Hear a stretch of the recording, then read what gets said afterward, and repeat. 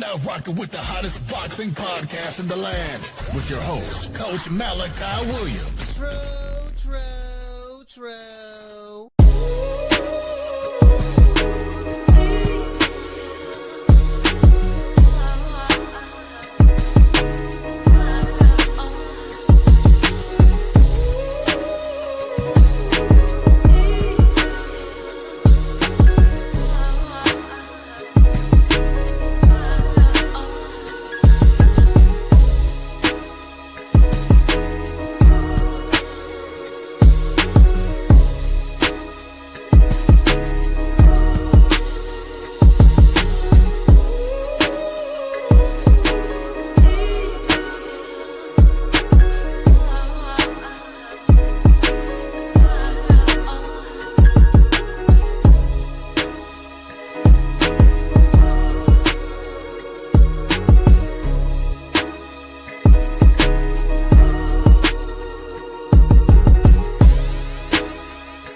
For the thousands in attendance and the millions watching around the world, ladies and gentlemen, let's get ready to rumble!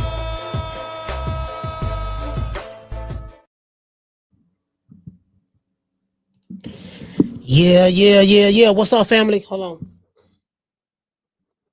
It's that boy Coach Malachi in the building. We back. Sorry, I ran a little late, man. I had lost track of time, so sorry about that. Sorry about for me being a little late. It is what it is. Shout out to everybody in the chat.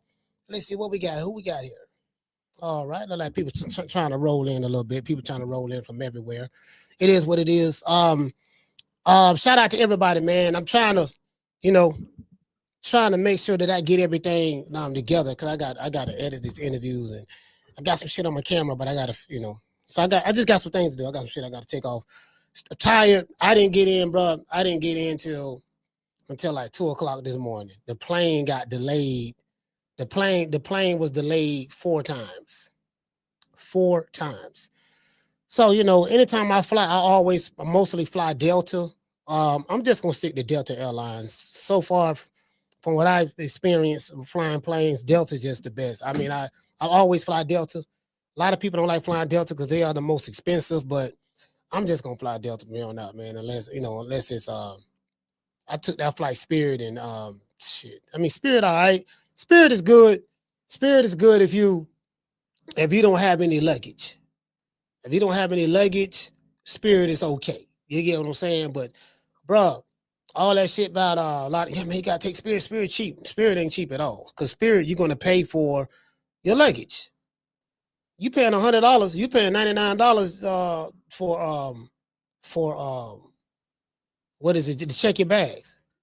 You know what I mean? I'm carrying camera equipment, lights, stuff like that. I'm like, man, shit, I should have just went ahead and when I added up every goddamn thing, it was the same price if I would have flew Delta.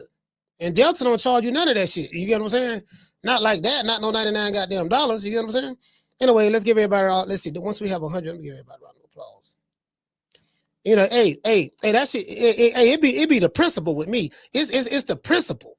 It's principalities with me. You get what I'm saying? Oh man, it's the principle, man. You know what I mean? Like shit. Yeah, I can't fuck United. I ain't fucking with them neither. I ain't fucking with United. I ain't fucking with Spirit. Fuck that. I'm just gonna stick to goddamn what I know. Delta. Hey man, shout out to Mr. Tomato Can. Mr. Tomato Can, what's going on, fam? Yeah, man, nigga, shit, a nigga, they don't motherfucking the plane got delayed. Well, really it was because it started raining in Georgia, so it started raining in Atlanta, so it was raining real bad. I guess it was thunderstorm or something. I don't know. So they was like, man, shit, yeah. You get what I'm saying? They were just like, man, yeah, man. Hey, man, shout out to Miss Black Panther. What's going on, Miss Black Panther? Miss Black Panther's in the building. Ali, what's good, fam? Shout out to Arnold Brown. Man, I'm tired, man. I'm tired. I'm sleepy, dog. I ain't gonna lie, though. I just want to go to sleep right now. I don't want to do nothing. I just need to go. I just need to recuperate, bro. I feel like, I mean, just based on because of the flight delays, it feel like I took a West Coast trip. Like normally when I take that West Coast trip, I be wiped out coming back. I be wiped out. I be like, man, damn, you know what I mean? Cause it's a 5-hour flight. from one end of the country to the other end of the country. It's a 5-hour flight. You know what I mean? So it'd be like, man, shit, I feel like I took a West Coast trip and I just went to Atlanta. True. You get what I'm saying? So it is what it is. Hey, hold on. Somebody say Al Heyman back in promotions. Hey, what he say? He say, I'm just checking in, Coach. It's a respect thing.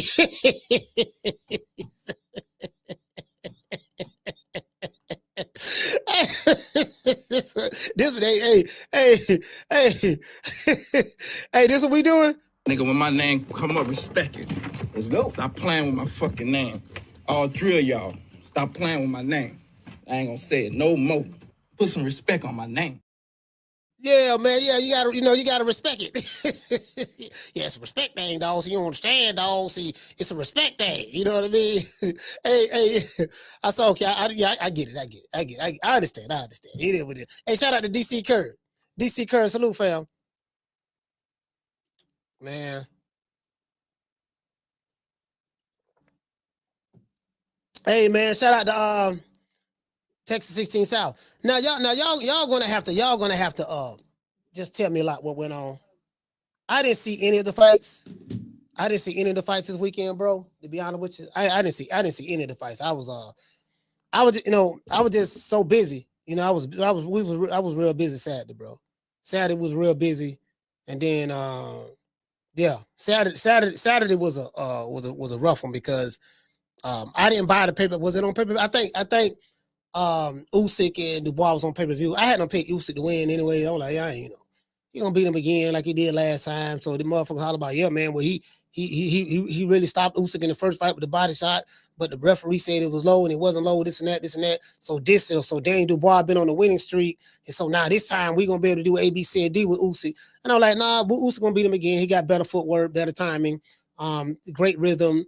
His feint game is serious. He know how to work the angles very, very well, mid-range. He know how to manipulate the distance and space a lot better than Daniel Dubois.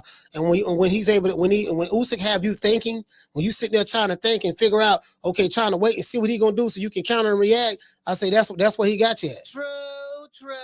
Yeah, that's what he got. I'm like, yeah, he's just a more intelligent fighter. Like he's beating these guys off of this. He's beating these bigger heavyweights. He's beating them off of this. He's outthinking them. And then, of course, he's in tremendous shape. When you're making the kind of money that he's making, world-class athletes are always in tremendous shape. They like the superheroes of society because they can do, because athletes can do things that most people can't do from an athletic standpoint. So, they're going to be stronger because they train all the time. They may be faster because they train all the time. Just when it comes to sport and physical activity, they are always going to be better than the average everyday couch potato because the average everyday couch potato only do average everyday couch potato stuff. You get what I'm saying? Shout out to Arnold. Shout out to Arnold Brown. Arnold, what's going on, fam? Legacy mindset. So the closest thing to a superhero in our day and time would be, sorry about that. Hold on. Damn. Yeah, would be an athlete. Would be an athlete. You get what I'm saying? So, it is what it is. Yeah, I mean, I got a lot to say, but again, I can't judge the fights. Now I did see the highlights of Dubois and Usyk. I did see that. I haven't seen any highlights of my main man. One of my favorite fighters, Bam Rodriguez. I didn't see Bam fight. Damn, Pacquiao and Barrios, I wasn't interested in watching that. I'm not gonna lie.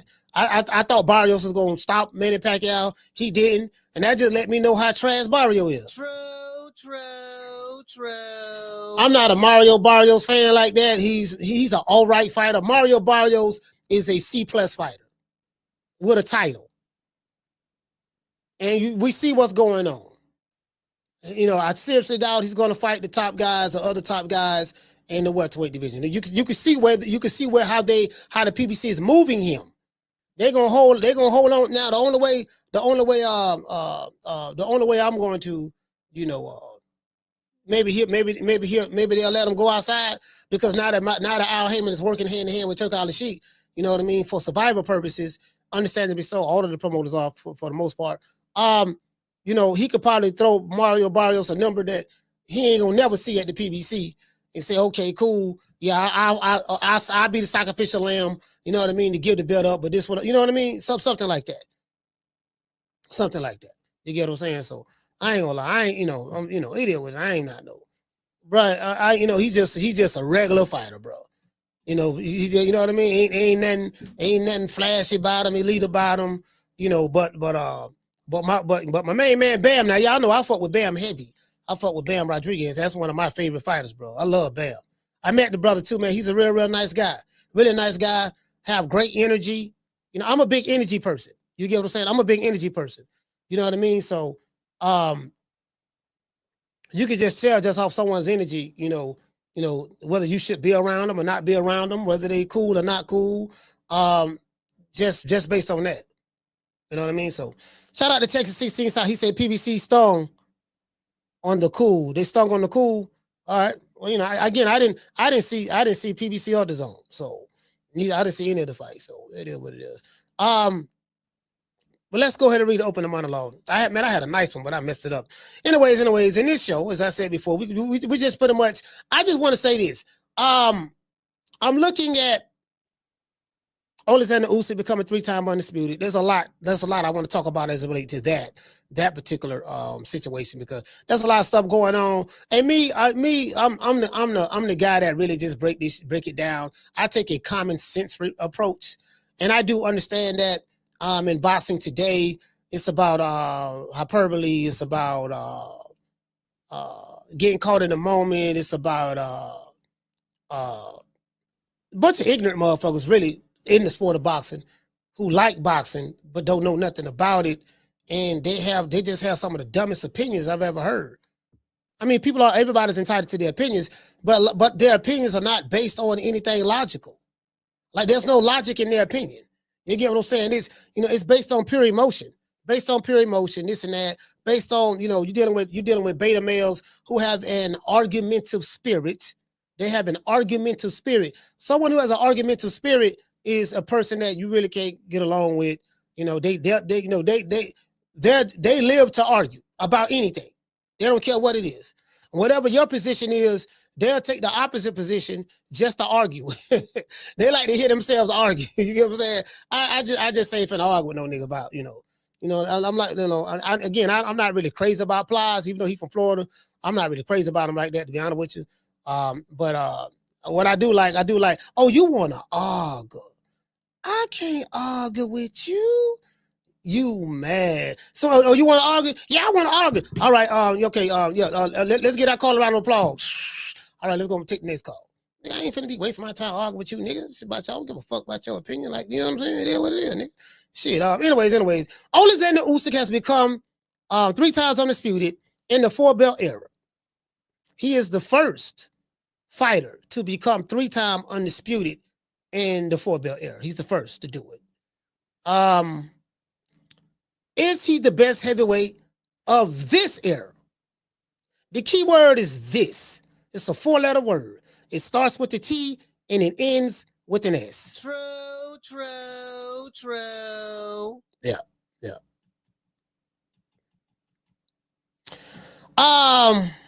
Tim Tszyu was stopped, quit on the stool or whatever, so some say, in the 7th round, beer quitting on the stool. The first fight ended in controversy because of the cut to Tim Tszyu's head by Fundora's elbow. But this time, Tim Tszyu was stopped by Fundora. You see what I'm saying? He stopped him. This fight, Fundora put the Beats by Dre on Tim Tszyu, and he made him quit. Simple as that. What do you guys think about? What do you guys think that Tim Tszyu should do next? I think he's a domestic fighter. I remember they were saying, yeah, man, certain fighters were scared of him, and he'll knock you out, he'll do this and do that. And I told y'all how the PBC works when they be building their fighters up. It'd be a lot of hype. They control a lot of the media. See, let me tell y'all something about media. Media is very, very powerful. Why media is powerful? Because media is one of the strongest weapons that is used today in order to manipulate the people. And people can be manipulated or persuaded with subliminal suggestions, you know, based on which personality they like, which personality they hate, what's the best network, what's the best brand, who's my favorite, you get what I'm saying? Stuff like that. So it's very, very easy to manipulate people. Very easy. True. Very. You get what I'm saying? So man, I'm like, man, you know, just a lot of books. I got a book that I read. It was written in the 70s called Subliminal Suggestions. Look that book up. It's on Amazon. Subliminal Suggestions. You know, there are people, I ain't gonna say no names. There are people, boxing dads, I ain't gonna say no names, boxing dads, you know, they work in the art of subliminal suggestions. See, I'm a very, very smart guy. Hey, shout out to Mika Lover. Mika, what's going on, Mika? Shout out to Prince Will. Master Goku, what's happening? Very, very smart guy. Very smart guy. You get what I'm saying? And I'm a self-educated guy, though. Self-educated. I learned a lot over the years. And my game really stepped up when I started studying people like Dan Locke, copywriter. Michael Masterson, a copywriter. Russell Brunson, ClickFunnels, copywriter as well and a hell of a marketer. Ty Lopez, Gary Vaynerchuk. When I remember I told y'all when I woke up and snapped out of my delusion for them 25 years, I was stuck on some bullshit. Once I snapped out of that, I had to unprogram myself from what I was indoctrinated with. I had to pour all of that out of me, clean the glass out, the vase out, rinse it out real good, and pour some new information inside my vessel. And what I mean by that is useful information. Because for years, I walked around with a lot of useless information. So now I apply useful information to my everyday life. True. You get what I'm saying?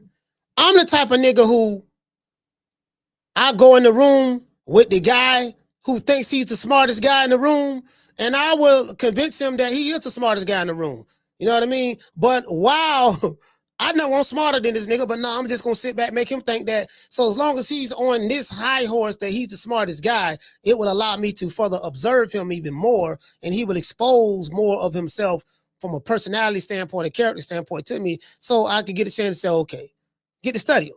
You get what I'm saying? So anyways.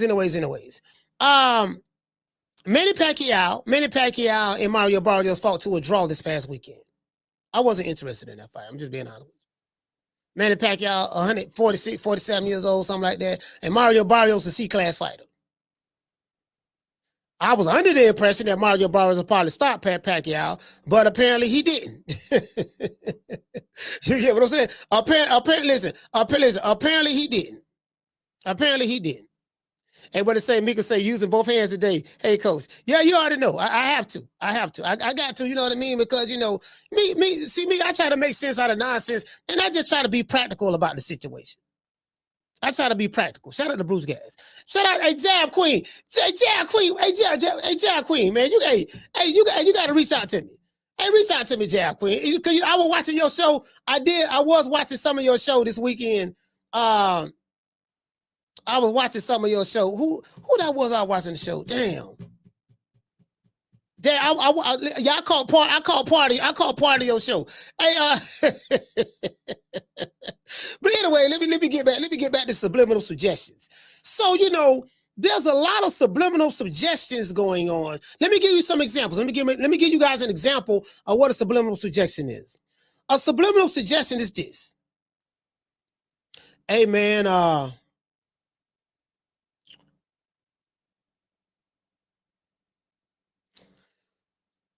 I was going to give you an example of our good brother, Mr. Bill Haney, but I'm not going to do that because I don't want to piss off the Haney maniacs. I don't want to do that. But I'm gonna say that one in the cut. A subliminal suggestion is this. Hey, you know I got a fight coming up this week. You got a fight coming up? Yeah, I got a fight coming up. Man, they fighting out of I'm fighting some dude that's a part of He used to train with Eddie Reynoso, or he trained with Canelo 1 or 2 times or whatever. Oh, yeah. What his name is? Fighting Poach Chop Willie. Poach Chop Willie? Yeah. Yeah, man. You know what, man? Now, supposed to be some, they say Poach Chop Willie, you know what I mean? He known for cheating and doing this and doing that. Yeah. I'm again. I don't know. I ain't seen that myself. I don't know where that really came from, but they say, that's what they saying about him. He known for cheating. Yeah, he known for having loaded gloves, this, that. Loaded glove? Yeah, that's what they saying. They saying he known for having loaded gloves and stuff like that. And have you ever heard anything about him cheating before? No, I ain't never heard that before. But I'm just saying, he ain't got no history. No, I ain't never heard that from before. But for some reason, I think a couple of people was telling me that. You know what I mean? Again, now I can't confirm that or nothing like that of that sort. I can't really confirm it, but and I ain't never heard that, so I don't know where it came from, but that's what I'm hearing. But he's suggesting, so now he's suggesting, damn, you know what his possibility, I don't know, man, you know what I mean? Which he cheated. It might have possibility he could have cheated them other fights or whatever. Because I was talking to the coach and he said, well, he heard, that's what he, you know what I mean? So you're suggesting it. That's what you're doing. I even make it crystallize. We're gonna use our brother Bill Haney. Brian Number Jr. interview dropping this week. A guy who's never been rumored, failed any test ever, right?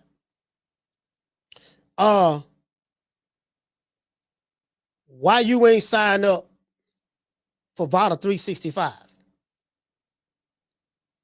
Well, they got a contract that you signed with Turki Al-Sheikh. Everybody who signs up for the Riyadh season fights has to take VADA testing within the time frame from, I guess, whatever time that may be when you start training or whatever. I don't know how they determine that, but probably like 8 weeks out, 12 weeks out, maybe 16. I don't know. From the 16-week mark, that's when we start testing all the way up to the fight. After the fight, that's it, right? What I've learned is VADA 365 it's only a few fighters that's a part of it. And this is something that came from Victor Conte. Victor Conte was the one that said that fighters, what happens is you hear Victor Conte say fighters are cheat out of season. And then when they know it's drug testing, what they'll do is they'll cycle off. And then when you just test these guys for their upcoming fight or for their upcoming track meet or whatever, let's say you're gonna test them for 12 weeks. They could be clean for 12 weeks, but then after that, they can do whatever they want to do, and then all the way up to the point where they get ready to fight, and then bam, they can cut it off and then be clean for that. So what our brother Bill Haney is suggesting, and he put that out there, and he controls shout out to Bill, but he controls a lot of different YouTube channels. Well, I'm not gonna say control. He has influence over them.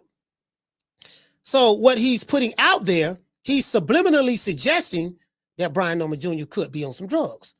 Why he don't want to sign up for VADA 360? Why he don't want to sign up? Hold on, is my screen? Sorry about that, y'all. I thought my screen was. Why he don't want to sign up for VADA 365?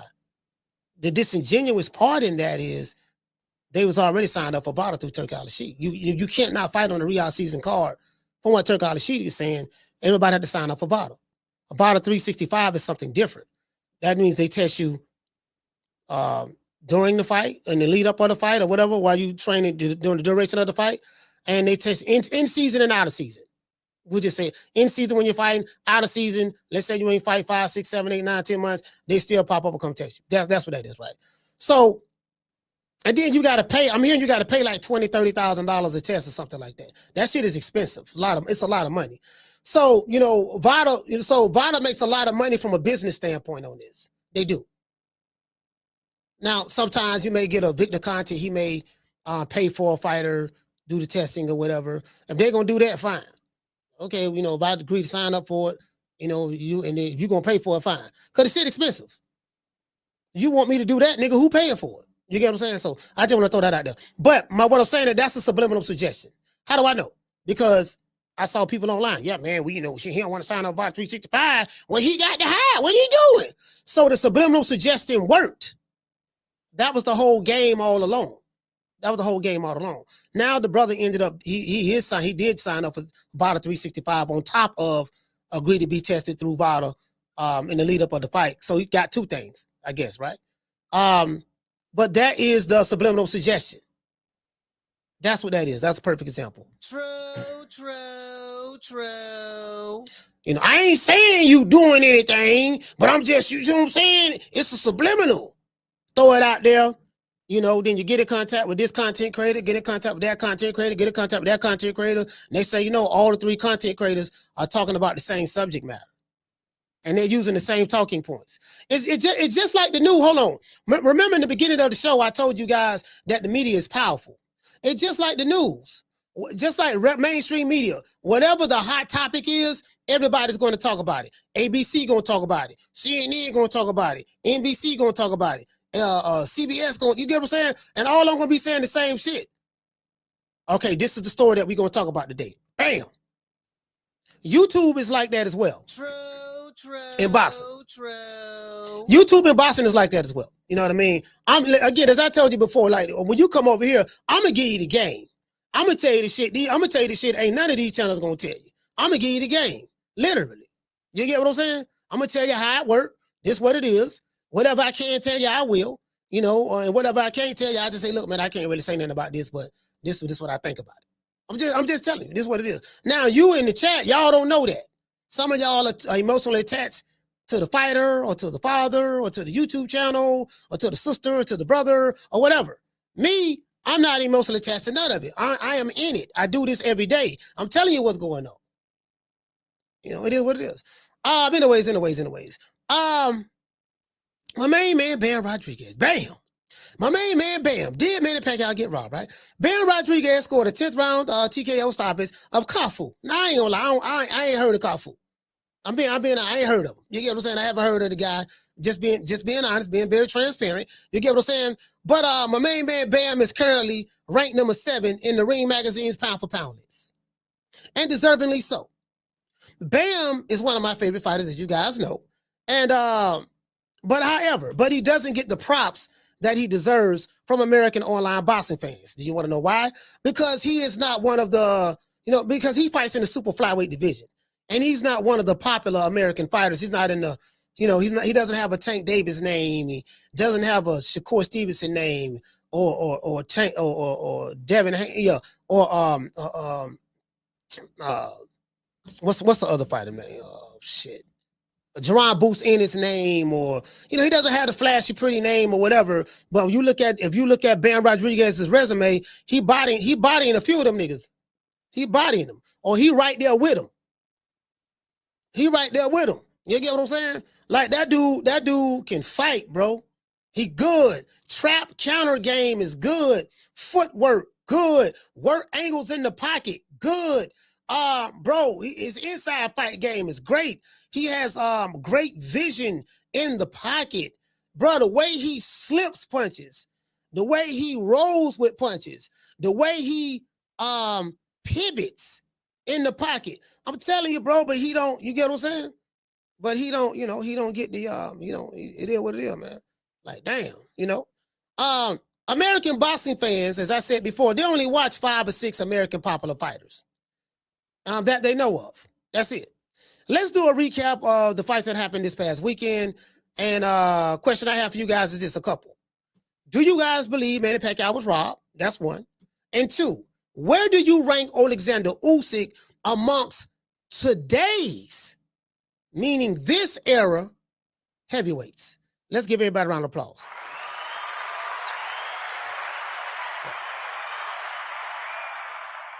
You have to phrase it that way. You have to phrase it that way because context is everything. Context is everything. You get what I'm saying? Always the context matters. Not co-text, context. Shout out to Casino Like Prayers. Hey, okay. Dropping out $250. Casino say he said my ninja. Hey, yeah, for real though. Salute. Fam. Shout out to Casino. Shout out to the film about Ali. Let's hit him with the huggy. Down from the bar, There's a platform stage. People pimping, sharp as razor blades. All right, let's see. I heard people. I don't know. I saw something. Shout out to the Martin. He said Usyk is the best heavyweight since Lennox Lewis. I agree with that. Yeah, yes. I agree with that. Shout out to Jab Queen. She say number one heavyweight today's era. And no, Pac-Man wasn't wrong.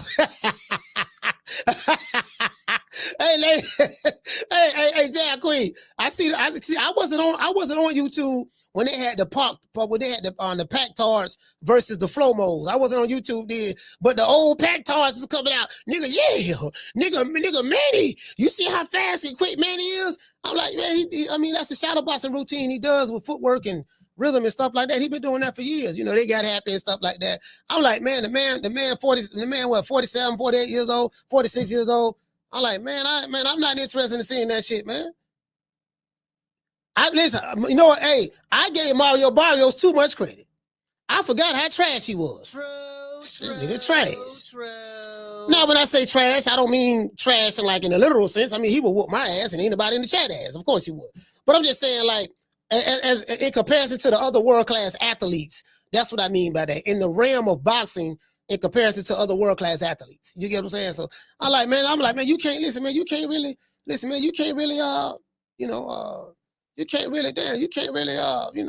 is what it is. Man. Hold on, let's see what's up. Am I there yet? He said, can we regard him as top 5 or even 10 best heavyweights when he's only had 8 heavyweight fights? I don't know if you understood the question. He's the number 1 heavyweight of this era. I'm talking about this era. What are you talking about? If you're talking about all the time, I'm not talking about all the time.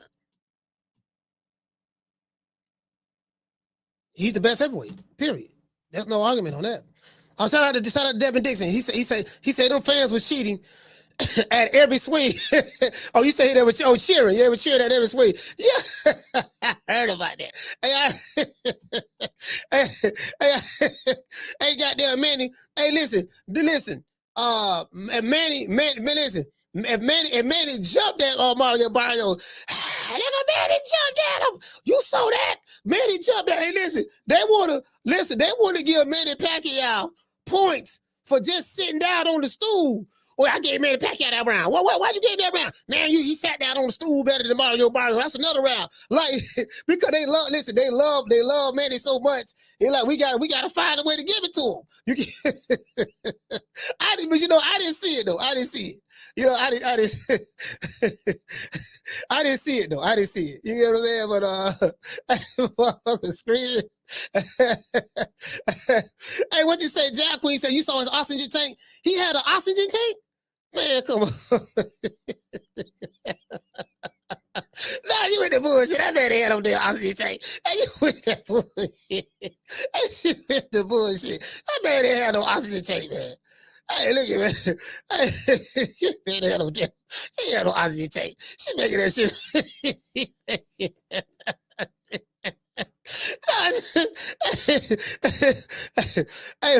Hey, shout out to Paul. What he say? He say definitely number 1 of this era. I love to see Usyk versus Fury a few years earlier. But this is Fury's fault for effing that smoke up. I mean, bro, listen. Fury had two shots. Fury had 2 shots at the man. Fury said that the man was a rabbit. He said it was too small. He said it was too small. He said that I'm gonna punish him. That's not a man that come from a pappy's loins. They got beat the gypsy king. I would have beat Muhammad Ali. I'm greater than Sonny Liston. George Foreman. I would have whooped all of them. And then guess what? And then he got whooped by the Ukrainian twice. True. Yeah, you don't hear that motherfucking bullshit. You know what I'm saying? You had your shot, fam. You had your shot. It's over. Shit. Now he told us something. And, I want to, congratulations to the Usyk. You know what I mean? And what did say, Casino? Casino say, ain't Usyk older than Fury? Yes, he is older than Fury. Yeah, so, shout out to Moti. Jumped out to our super chat. He said, it was disgusting. I had to turn the volume down. Hey, Moti said he had to turn the volume down. Hey, they were cheering like that. Down from the bar, There's a platform stage. People pimping, sharp as razor blades. Hey, they were cheering like that. Ooh, look at this. Nigga, Manny, look how the sweat fell. Look how the sweat fell from the right side of his face. Nigga, Manny, Manny. I'm like, man, that man, come on, fam. Bruh. Man, come on, bro. Man, shit. He said Klitschko is not a part of this era. Yeah, I mean, put it this way. We'll say this. He's not a part of this era. You're right about that. But we'll say Oleksandr Usyk is the greatest heavyweight since Lennox Lewis. I think that's a fair assessment. And that's an argument that I think it can easily be defeated. Just the accolades alone. Now, there's a fight, an argument, debate, whatever going on online with Ishe Smith. Shout out to Ishe Smith. And boxing fans. You have some fans saying that Usyk is the greatest heavyweight of all, top 5, or he's better than Ali, this and that, and he would have did A, B, C, and D, and yada, yada, yada, yada. I said, here these niggas go again. But it's up to moi. It's up to moi. Coach Malachi, you ain't going to get this no other podcast because, they don't know what I know, right? But it's up to moi why that is a flawed argument. See, this is the problem, right?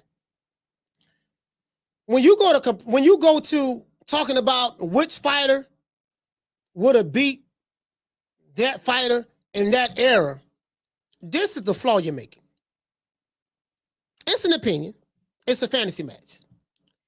But you're assuming that the fighter of this era is going to be able to keep all of his intangibles, all of his training regimen, his trainers, whatever the case may be, whatever science or whatever he uses to get ready for a fighter, however, right? He would be able to take that back to that era and do that same thing.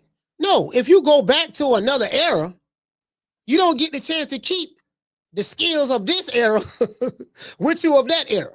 That's one. But two, let's say even if you was hypothetically able to do that, let's say you were able to hypothetically do that. Fighters of a certain era had to go through certain things in order to become the fighters that they are. The names that we still talk about today. They had different criterias than today. That's the thing that's totally missed. They had different criterias then that you have today. So when you ask yourself a question, yeah, man, my fighter of today would have whooped George Foreman or Ali or such and such, such and such. Okay, so you're saying that your fighter would have been able to survive and make it under the same criteria that they fought under. And we talking about Cassius Clay? This, Ali had 2 eras, the 60s and the 70s. It's really a flawed argument. It's crazy. Yeah, man, Shakur would have beat Sugar Ray Robinson. How you know? Man, look how great Shakur is. Sugar Ray had them type of skills. Bro, Sugar Ray Robinson is the reason why you have pound for pound. This is why I was so done what Shakur Stevenson said. I'm jumping to another subject, but I'm coming back. You talk about you say Sugar Ray Robinson was buns. That's what he said. But yet you're happy that you're on the pound for pound list.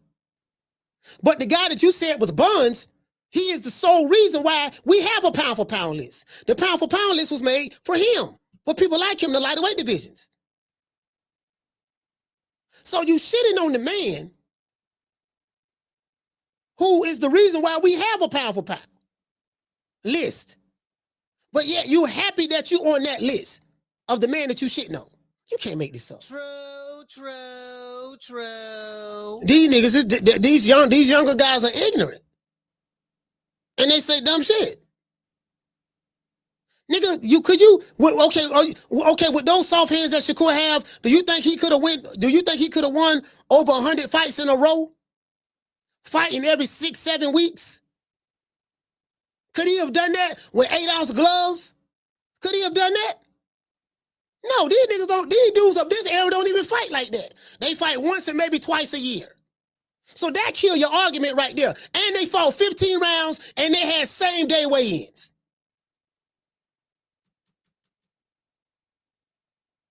So you're gonna have to convince me, yeah, man, Usyk would have been able to do same day weigh-in. He, smaller glove, whatever the case may be. He would have been fighting on the regular, you know what I'm saying, as regular as they did. You can't compare. That's why you can't compare the eras. It's a flawed argument. He's the best of this era? Yes. Ain't no argument on that. Now, when you go to talk about eras, okay, could Floyd Mayweather do what Sugar Ray Robinson did? You got brittle hands. Well, I got to rest my hands, they're sore. No, nigga, you got to fight with sore hands and every goddamn thing. You got another fight in 7 weeks. You got to fight with sore hands and everything. And guess what? You're not going to have the sports science that you have today. Not the sports science. You're not going to be able to go into a hyperbolic time chamber and get younger and all that stuff there. You ain't going to be able to do that. I need something to refresh my body. No, you ain't going to be able to do that. That ain't going to happen. Do you get what I'm saying? You ain't gonna be able to take the perks from this era back to that era. You're gonna have to endure, go through the exact same thing that they did under the same regimen that they did it under. Can you do that? True.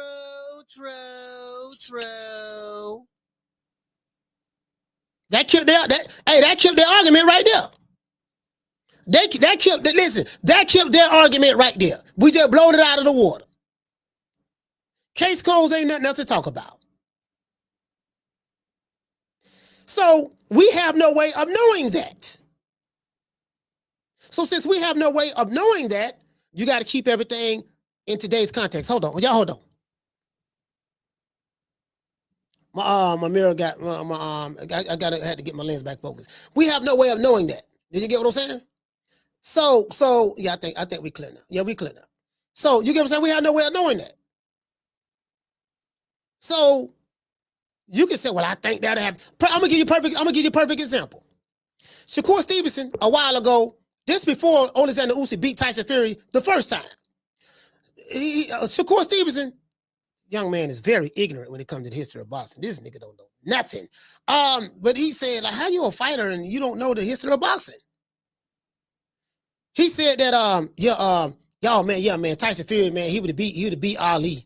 He'd have beat Ali, all them dudes. He's just too big. He's 6'9". Look at the way he move and all that stuff there. Muhammad Ali was 6 feet tall. I mean, 6'3".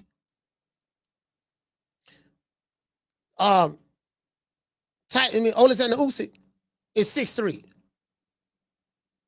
He said, yeah, man, he too big for Usyk. He gonna beat him. He gonna do this and do that. Usyk beat Tyson Fury. Not once, but twice.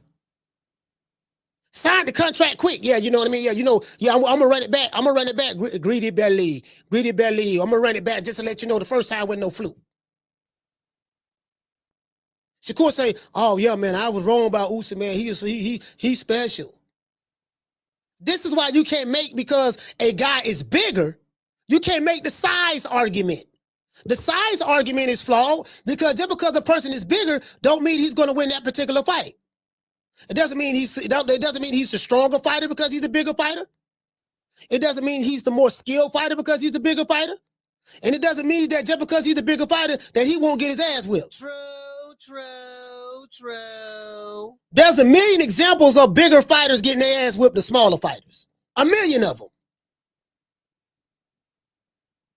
You know, these modern day boxing fans, they don't know nothing about that. They forget about that. Hell, even the modern day fighters, they forget about that.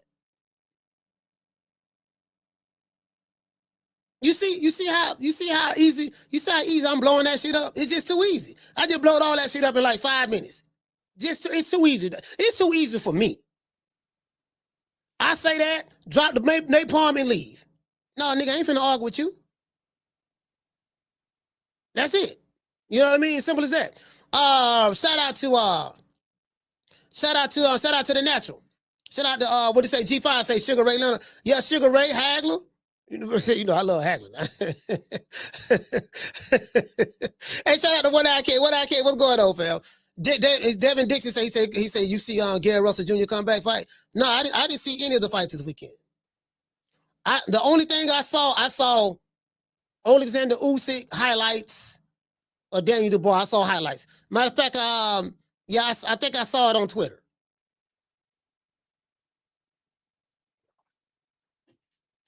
Yeah, I saw it on Twitter. I saw it on Twitter. You get what I'm saying? So, you get what I'm saying? So, it is what it is. It is. Hold on, Mr. Golden. Wait, hold on. What, Mr. Golden, what you say, fam? Nigga, please. Mr. Golden, where you at? Hey, where Mr. Golden at? Mr. Golden, hold on. Mr. Golden, what you say, fam? Where you at? Mr. Golden say, hey, shout out to Claymore Rain, salute, fam. Mr. Golden say, he say, Coach, I'm not going to say any name. He said, but I heard someone say Wilder can beat Usyk. I'm a big Wilder fan, but not this Wilder. Hey, Mr. Golden. Any version of Wilder ain't gonna beat Usyk. Bro, hey, Mr. Golden. Any version of Wilder would not beat Oleksandr Usyk. And I'm gonna tell you what I've been saying forever.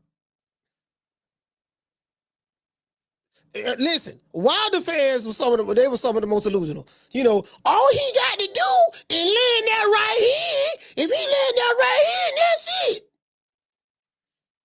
When you talk to a Deontay Wilder fan, they don't talk about footwork. They don't talk about defense. They don't talk about head movement. They don't talk about pivots. They don't talk about body work, inside game. They don't talk about none of that because guess what? They don't know. They don't know enough to talk about it. They say one thing. All he got to do is land that right here. I'm like, well, a skilled fighter who has good footwork and can work angles in the pocket can avoid the right hand. Listen, you can give me a prime Deontay Wilder. Shout out to Mace. He say IQ. Whatever. What? Okay, we pivoted to Wilder a little bit. Wilder and Usyk. What would you say is a prime Deontay Wilder? Mr. Goldie, you're a Deontay Wilder fan. Which year was it? What would you say is a prime Deontay? When was Deontay Wilder in his prime? Let's pull this up. When was he in his prime? Shout out to Claymore Right. He say conditioning. They don't talk about nothing but the right hand. Facts. They don't talk about nothing but the right hand. When was he in his prime? Give me a prime. I'm just saying. Okay, Claymore Ray say Luis Ortiz. All right, he was in his prime and he fought Luis Ortiz. Luis Ortiz was out boxing Wilder. Y'all forgot about that? Luis Ortiz was out boxing Wilder. And he was 55 years old when he fought him. No version. Okay, prime Wilder, when he fought Ortiz, won't be any version of Usyk. You got to tell me something other than all he got to do is land that right hand. He ain't going to land that shit. And Wilder gets tired. Come on, fam. And then as soon as he got in there with Tyson Fury, the guy who bludgeoned Deontay Wilder twice, 2 of the 3 fights that they fought. Oleksandr Usyk, and I'm not using the triangle theory, but let's call a spade a spade. Oleksandr Usyk whooped that guy, the Gypsy King, twice. And it's not the fact that he beat him, it was how he beat him. You have to look at the type of skills that Oleksandr Usyk displayed in that fight in order to understand how he beat him. From a stylistic standpoint, Wilder's style can't beat Tyson Fury. Styles make fights. From a stylistic standpoint, Usyk can beat Tyson Fury, and he did twice. Why? Because styles make fights. The type of style that he has, that he possesses, is a style that those bigger, stronger heavyweights can't handle. Wilder's just a one-trick pony, fam. True. That's all. Come on. True. So somebody say Prime Wilder Alter Spilker.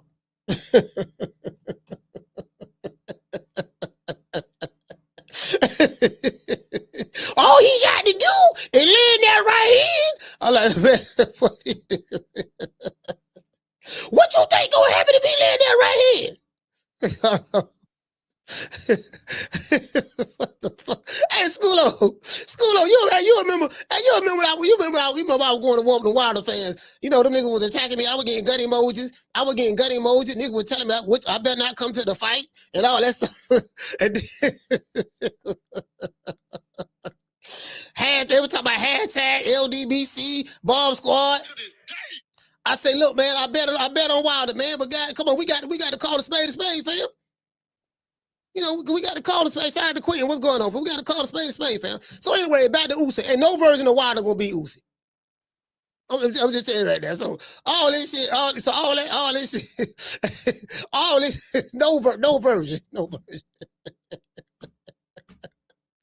Hey, now any version of Wilder will whoop me. Any version of Wilder can beat me. Facts. But Usyk, nah, man, that man, come on, man.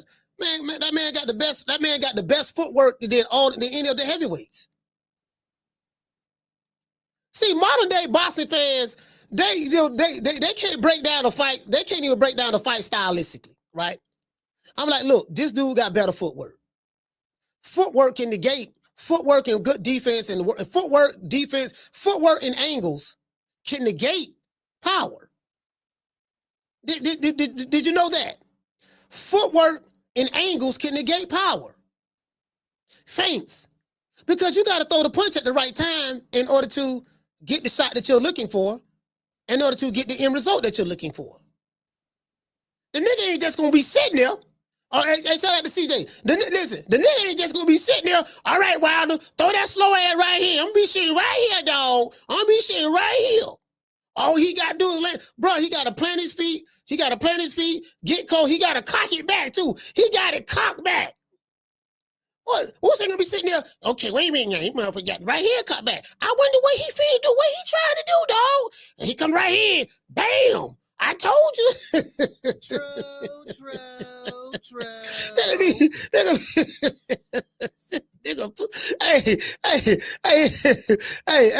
Hey. Nigga, please. Man, shit.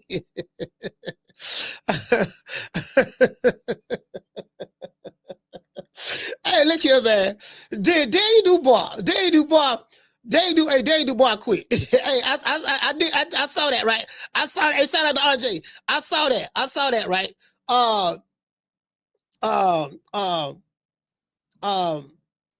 Dubois, hey, when Usyk dropped him that second time, he caught him clean. He caught him clean too. He worked the angle in the pocket, got his head off the line, and caught him. I think he caught him with the looping shot or whatever the case may be. That level. Dave Dubois was looking. Matter of fact, let's pull that up. Dave Dubois was looking. Over at his corner. He was like, yeah, dog. Yeah, that shit hurt, dog. Like, he wasn't saying anything, but if his eyes could talk, it looked like his eyes were saying, yeah, dog, man, this motherfucker, Ukrainian put hands and foots on that, dog. Man, that nigga hit me with a Lord have mercy. He looking over at the channel, yeah, dog, his eyes like, yeah, dog, man, this it right here, my nigga. We might as well just go ahead and pack it on up, dog. You got $71 million. $71 million. You put up a good fight. He stopped you, dog. Nigga don't whoop you twice, dog. Let's just call it a day. And that's what he did. That's what he did. True. If his eyes could talk, if his eyes was able to talk to me, that's what it looked like they were saying. You know what I mean? That would look like they were saying. Now listen, I ain't blaming them. I would have stayed down from the first knockdown. I'm just saying me. I'm telling you right now, nigga, I got $71 million, dog. Yeah, man, I'm just going, you get what I'm saying, dog, man, nigga, he don't drop me, dog. I'm not getting up off the first knockdown. So I give him credit for getting back up. You get what I'm saying? So it is what it is. And then guess what? You know how I know he laid there? Because when the referee said 10, he got up and he walked right. And when he got up, he walked straight to his corner. He didn't need no help. He wasn't wobbling. He wasn't doing the electric slide. He wasn't doing the egg McMuffin. He wasn't doing none of that. He just got up. Yeah, dog, I'm going to walk. What the fuck? And that nigga walked straight to the corner. And that walked straight to the Shit, I would have walked to the corner. I would have walked to the corner on the first knockdown. Hey, shout out to Deon. Drop that half a dub. Hey, Leroy. Super chat received. Playtime's over, boy. Hey, what to say? Deal? He said Russian Nikolai Valiev was 7 feet tall, 320 pounds with an 80-inch arm reach, and in 2008, a 46-year-old Holyfield, you say beat that man, but he got robbed on the scorecards. David Hay beat him. Next fight, skills matter. Yeah, I mean, yeah, absolutely. You know, absolutely. You know what I mean? Like, you know, it's a lot goes into a fight outside of size. Down from the bar, there's a platform stage. People pimping, sharp as razor blades. You get what I'm saying? You know, because of size. Like size don't guarantee the win. You got some pit bulls. Like I know dudes who fight dogs. You got some pit bulls like the smaller pits. They beat those big pits. You know what I mean? You can look at the bigger pit bull. That nigga big. He bigger than the other pit. Yeah, but that don't mean he gonna win. That do not mean he gonna win, boy. I can tell you that. That don't mean he gonna win at all. You know what I mean? So sometimes size does matter, but not in all cases. Not in all cases. You know what I mean? Because you're gonna have to know something. Oh, let me see something. Matter of fact, let me find that. Oh, Steve Kim wrote an article on it. Okay, Steve wrote an article. Let me see what the article is like. Hold on, let's see. He wrote an article on this. He said Oleksandr Usyk might be a future, have a future in boxing. He has some potential. Oh, okay. Talking about Oleksandr Usyk. Yeah. You know what? I'm looking at this article right here. Let me pull it up. Let me find that knockdown from Daniel Dubois. Daniel Dubois shit. Again, as I said before, I ain't mad at him, dog. I ain't mad at him at all. But I know what I saw. Man, that man, listen, the way he got up and just walked straight to the corner, like him and Usyk walked right by each other. He just walked over there like, hey, man, you know, it is what it is, fam. Nigga, let's go. Hey, the way he just walked over there, you know, it is what it is, man. It is what it is, dog. You know, I fought the good fight. That nigga, I got knocked out. I gave the people what they want to see, and I got knocked out. It is what it is. That's it. You know what I mean? So hold on, where's that? Where Usyk at? You know, Usyk, my pound for pound number one fighter. You know what I mean? Now, pound for pound is subject to change. If Terrence Crawford can beat Canelo Alvarez, then I will put him at number one. You know, like pound for pound, nobody stays number one forever. You know, that's another thing too, right? You know, if you may be the pound for pound number one fighter this year, and then somebody else be the pound for pound number one fighter next year. Why? Because it's going to be based on what you did recently. This is what you have recently done on top of what you've done in the past. And so, yeah, you know what? You always performed at a high level. Your skills, this and that. You went multiple weight divisions. You did this and that. All right, cool. You number one right now based on this. And then somebody may do something that's in the top 5 or top 3 or whatever. That's just as great or greater than what you did. And then it's like, okay, bam. Now that person number one. No one stays there. I'm saying, not in my book. No one stays there. I'm just saying to me. You know what I mean? So, you know what I mean? Because that shit ain't based on no shit other than boxing. I like this motherfucker, man. This motherfucker, Usyk, dog. Like, listen, man. I remember I've been talking about Usyk for a minute, man. Niggas like, you know, these niggas over here talking about, the Euro bombs and all that stuff there. They talking about Euro bombs. I say, man, shit. I mean, these Euro whooping the motherfucker ass. Y'all keep talking about Euro bombs. Shit. Oh, let me see. This. Hold on, let's see. Now, let's look at it. Let's listen to his broken English. Let's listen to his broken English right quick. Let me see. Listen, bro. I don't have motivation. I have discipline. Motivation, it's temporary. Temporary. Today, for example, today you have motivation. Tomorrow, wake up early, you don't have motivation. But when I wake up early morning training, I never have motivation. I have only discipline, because when I wake up, my team too wake up and we go to training. Motivation need only amateur sportsman, not not professional. Yeah. Yeah. You get what I'm saying? Like, bro, he right about the discipline aspect. See, most people are not successful in life because they lack discipline. They lack the discipline that it would take in order to perfect a skill that's good enough. Forget sports. Let me give you guys one right here. You look at people that are rich, people who have money. I'm not talking about people who got money through criminal ways and stuff like that, like the politicians. I ain't talking about them. But I'm saying you just look at an average person who came up from nothing. He might have went through some kind of adversity or whatever, but he stayed the course and he was able to accomplish great things in life. He might have went to jail. He might have did time. He might have went through some things, had bad relationships, had a divorce, he or she, whatever, right? Doesn't matter.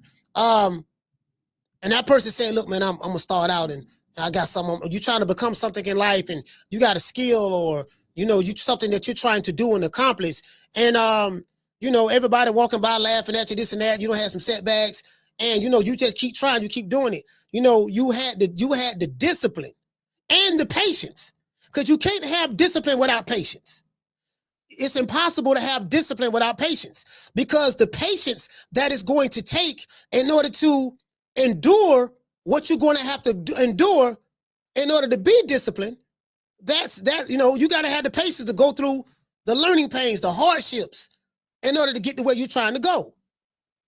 Years may go by, but then you finally are hitting off. You successful. Everything going good for you. Everything ain't going great for you, but you endured.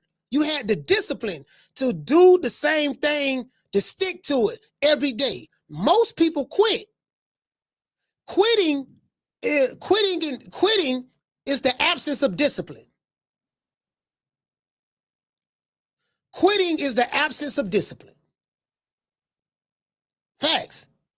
Motherfuckers quit because they ain't got the discipline to stick to the shit. True. You get what I'm saying? So it is what it is. So it take that. You got a dude who don't want to train. You got a dude, he want to go to the club.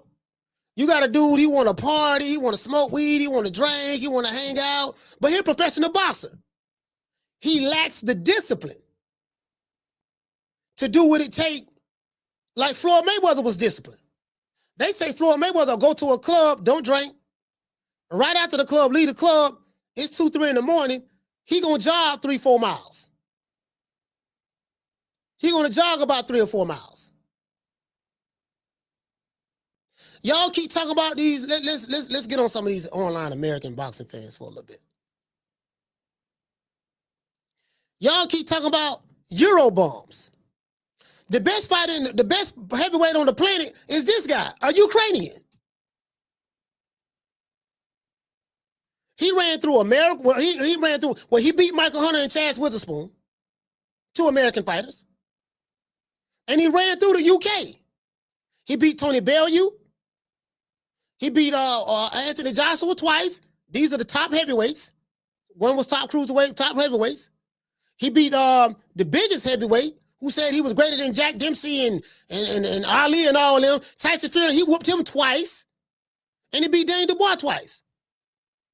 The biggest, best names that they had over there. Oh, and Derek Chisora too. Over there in the UK. Now, there's some young ones coming up or whatever, but I'm just saying. He beat overall what was perceived the top guys. And he took their belts. On the road, hostile environment, another man's country. Let's continue.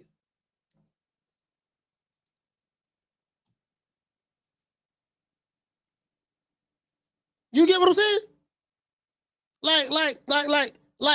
Yeah, he beat Breeders too. He did beat Breeders in cruiserweight. I think he beat Breeders in his country. Here go my guy right here, man. There go bam, bam, bam, bam, bam, bam, bam, bam, bam, bam. Shout out to BJ Davis. Hey, okay. Dropping that quarter of a dub. He say Norton, Jimmy Young, Jerry Corey, Shaver, Spinks, Ron Law, Oscar Benavena, Bob Foster keeps Usyk from a title in the 70s. Ali, Joe, and George. Well, I mean, as I said before, that's We'll never know. We'll never know. But I get what you're saying. We'll never know. You talking now? You talking about well, this what would have happened if he was there and this and that. I mean, you might be right. You might be. It is what it is. I don't know. You know what I mean? But I don't do the errors. I just broke down why that shit don't make no sense. It's a fantasy match. You know, that's what you believe. Ain't nothing wrong with believing that. You might be right. But guess what? We'll never know. Down from the bar, there's a platform stage.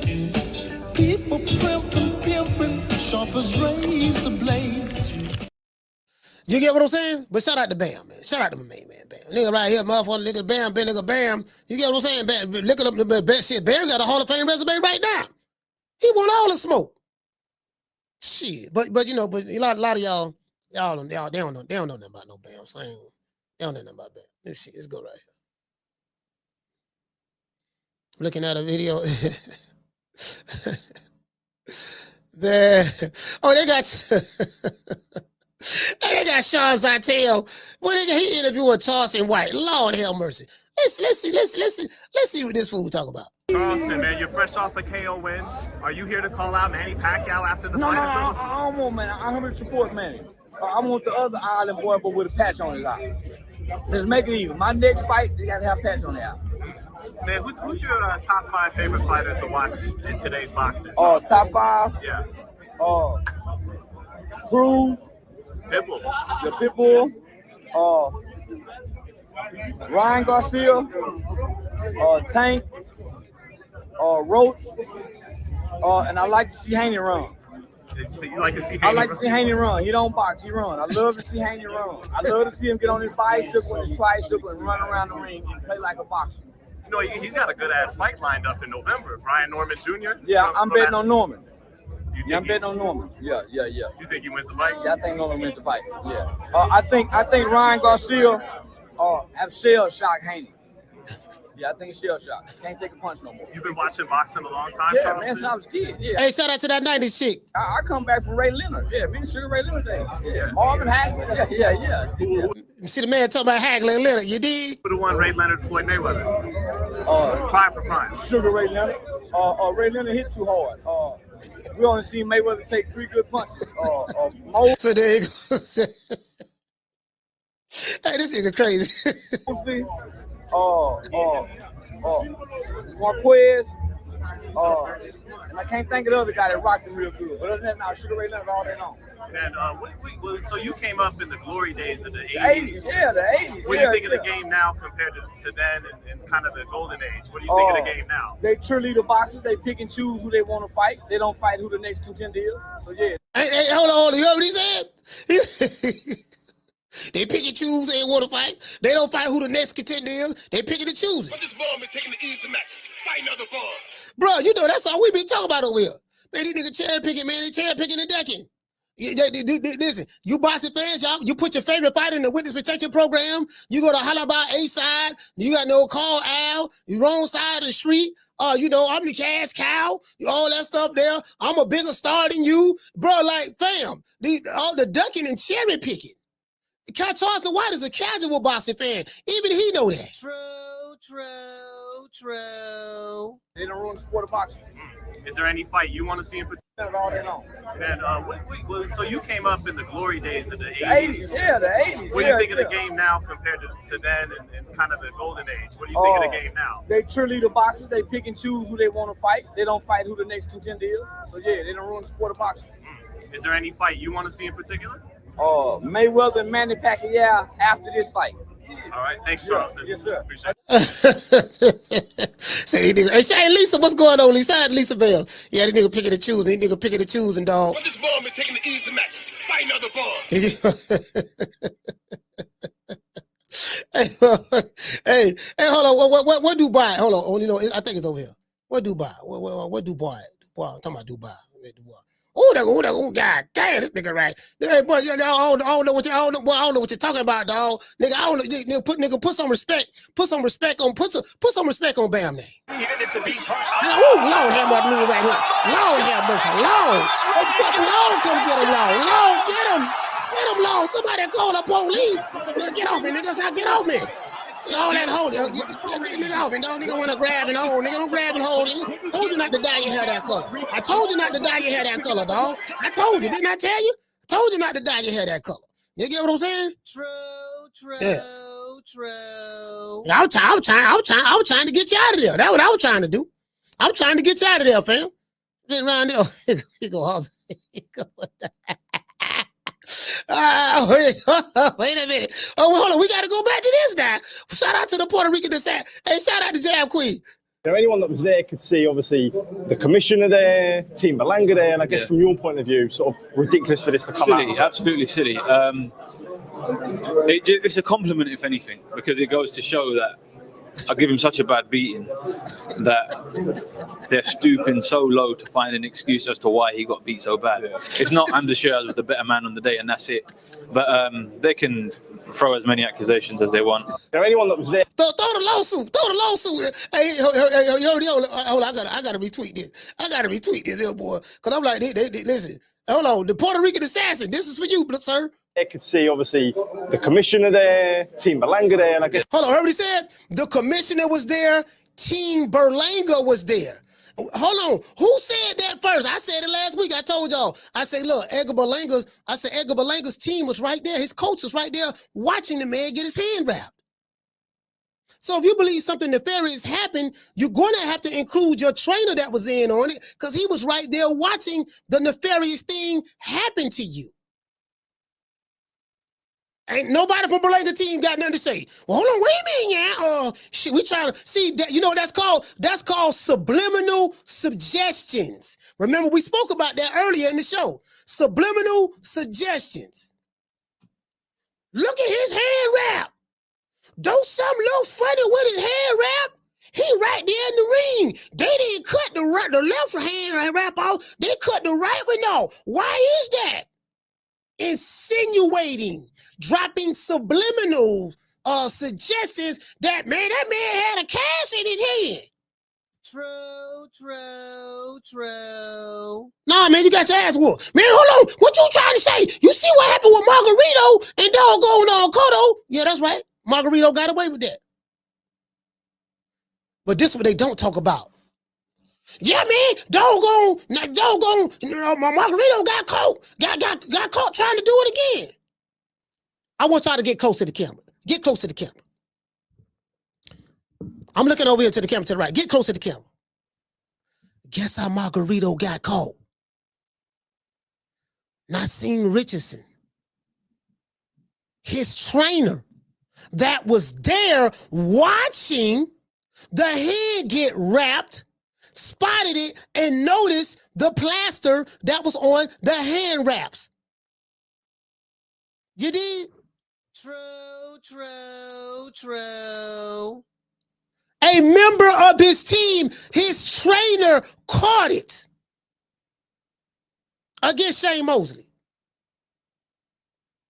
So if that was going on and there was a trainer, Edgar Berlanga's trainer right there, if Nassim Richards caught it when it happened to Shane Mosley,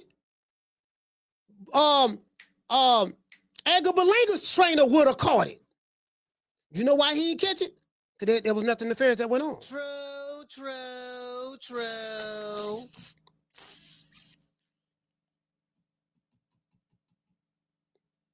That's a dead body right there. That's a dead body. I just bodied it. Just bodied it. Simple as that. Subliminal suggestions. Y'all look that word up. As a matter of fact, hey, shout out to Miss Black Panther. Let's go with it. This shit is too. This shit is child's play. Y'all, I ain't got nothing but a GED. I ain't got but a GED now. I ain't got one of them fancy college degree, nothing like that. Let me show y'all this. This shit is common sense. Subliminal suggestions. Subliminal suggestion refers to the idea that stimuli presented below the threshold of conscious awareness can influence thoughts, feelings, or behaviors. The stimuli can be auditory or visual, and are processed by the brain without the individual being consciously aware of them. While the concept is popular in pop culture, the effectiveness of subliminal suggestion is a subject of ongoing debate in research.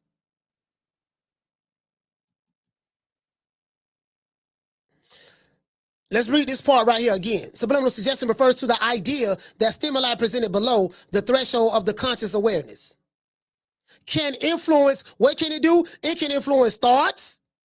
I'm listening to my favorite YouTube channel. That's what they said, yo. Well, look at the gloves. Look at the gloves. Feelings. I feel this way based on this. Or behaviors. I want to go around and argue. Your behavior is reflecting that. Do you get what I'm saying? Here's a more detailed explanation. Subliminal perception. Subliminal perception involves processing information that is presented below the threshold of conscious awareness. This means that the individual doesn't consciously recognize the stimulus, but their brain still processes it. See, Mama Hofield and like people who are manipulators, they try to dwell in the realm of this, in the realm of subliminal suggestions or whatever. And I'm just saying, Shakur did this to us, and just ironically, this happened. If he didn't do it, who did it? Why would you do something? You know what I mean? Sometimes it's outright just saying it. Well, Mama Hofield a pathological life, so it is what it is. Now let's break this down right quick. This is how it works.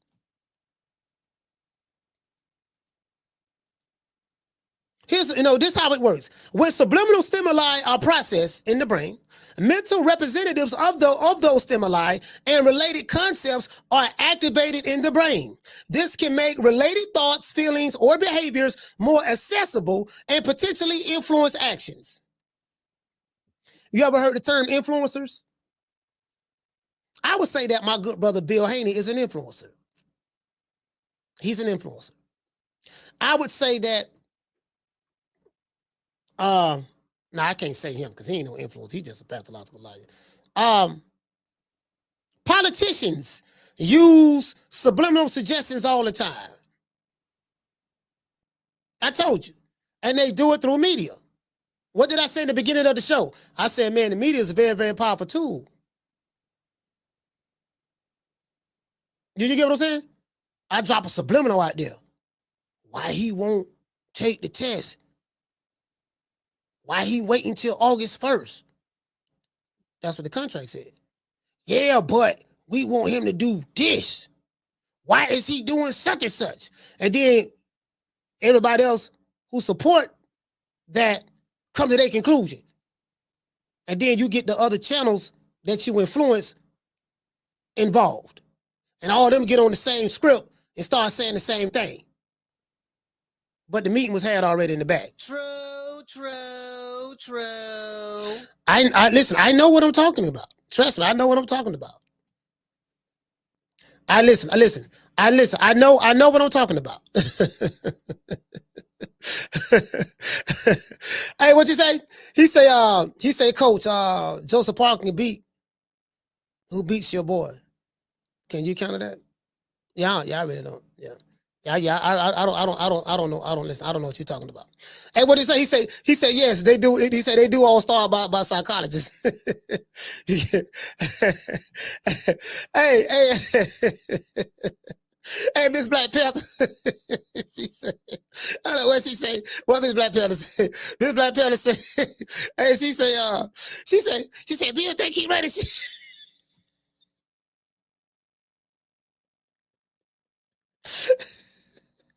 Shout out to that 90 chick. Because people are weak-minded. Hey, nigga coming on here. See the flip, hey, see the flip flam from 10 miles away. 10 miles away. Hey, hold on, let me drop the phone line. Y'all call the show, man. Let me drop the phone line so we nigga coming with the flip flam. You know the old saying, game recognize game? Game recognize game. You know, you like, you a smart nigga. You know, like, this nigga trying to run game on me. He trying to manipulate me. Game is nothing but manipulation. I don't know if you know that. Yeah, he running game. The game is nothing but manipulation. I'm trying to manipulate you to take a certain action that I want. That's all it is. Shout out to BJ. Dropping that quarter of a dub. Oh, yeah, I already read that. I already read, BJ. Salute to you, fam. Let me drop these phone lines, man. It is what it is. Talk some shit? Call me. Start some shit, bitch. Sup, fool? You gonna talk shit about me, homie? Where you from? Hundreds of niggas is waiting for your motherfucking call, and they all talking shit about you right now. Call the coach at 530-494-9636. We waiting on your bitch ass. Yeah, man. Yeah, with it. Yeah, but that's all game, man. Shout out to Jab Queen. Nigga run the game on you.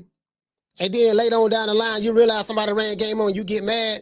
And the reason why you get mad with someone because, you know, they pulled one over on you. They pulled one over on you, man. You're like, man, how I feel for that shit? I know, I've been there. I've had game run on me before. Yeah, listen. I've had game run on me before. I've been manipulated before. Trust me, and we all have at some point degree. Caller, what's your name? You call it from? Martin from Oakland. Martin, talk to me, brother. Yeah, coach. It's cold how some people just refuse to give Usyk his props, man. Here you got a dude that's done everything right. Arguably the most humble dude in boxing. So many people got him as their pound for pound number one, but every time he's asked, who's the best fighter in the world? Without hesitation, Terrence Crawford. You couldn't pay another fighter to do some shit like that. And yet he believes that he's not the best. And it's like, dude, he's done everything right. No controversies, no dirty tests, no nothing. And yet some motherfuckers just can't acknowledge, like, the dude's, he's the man right now at heavyweight for the past 10 years. And, you know, for some reason they think that takes something away from their favorite fighter. You know, I just don't get it, coach. Yeah, you know what? No. It's something that you said. You're right about that. They might feel that it takes away from their favorite fighter, bro. Like, you can recognize greatness. It's okay to. Kobe is great. R.I.P. to him. I mean, Jordan is great. LeBron is great. Yeah. You know, even though I'm not a LeBron fan, but I'm just saying he's great in his own right. Tim Duncan is great in his own right. Like, me acknowledging someone else's greatness does not diminish or take away from the person who I like's greatness. You're right about that. Yeah. Yeah. Shout out to Martin, man. Salute, brother. Old Town in the building, man. Old Town in the building. You get what I'm saying? So yeah, so you know, I mean, he the dude. Simple as that. To me, he's the best heavyweight since Lennox Lewis. He the best heavyweight since then. You know, listen. I told y'all why I don't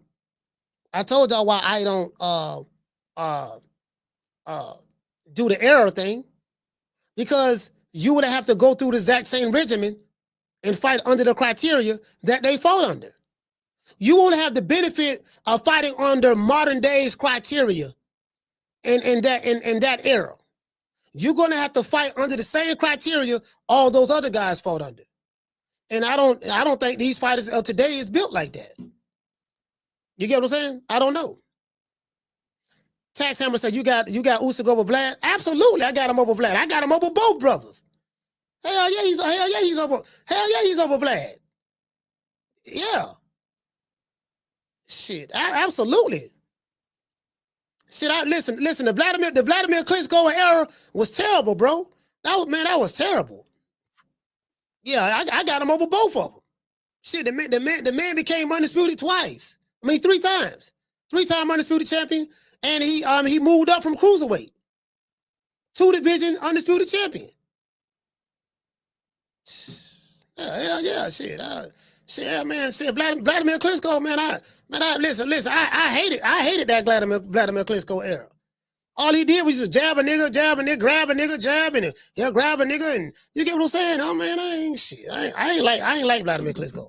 That era there, Usyk is way better than him, in my opinion. Call what's your name? You calling from? Hey, Slim, what's good with you, bro? I don't understand the Ukrainian hate right now. I'm just, it's out of control. I'm like, and I'm one of them guys that do have Usyk as a top 5 heavyweight of all time, and it's based off of skill set and footwork. I done seen footage of the black and white, the Bama's in black and white, and then I look at their footwork and the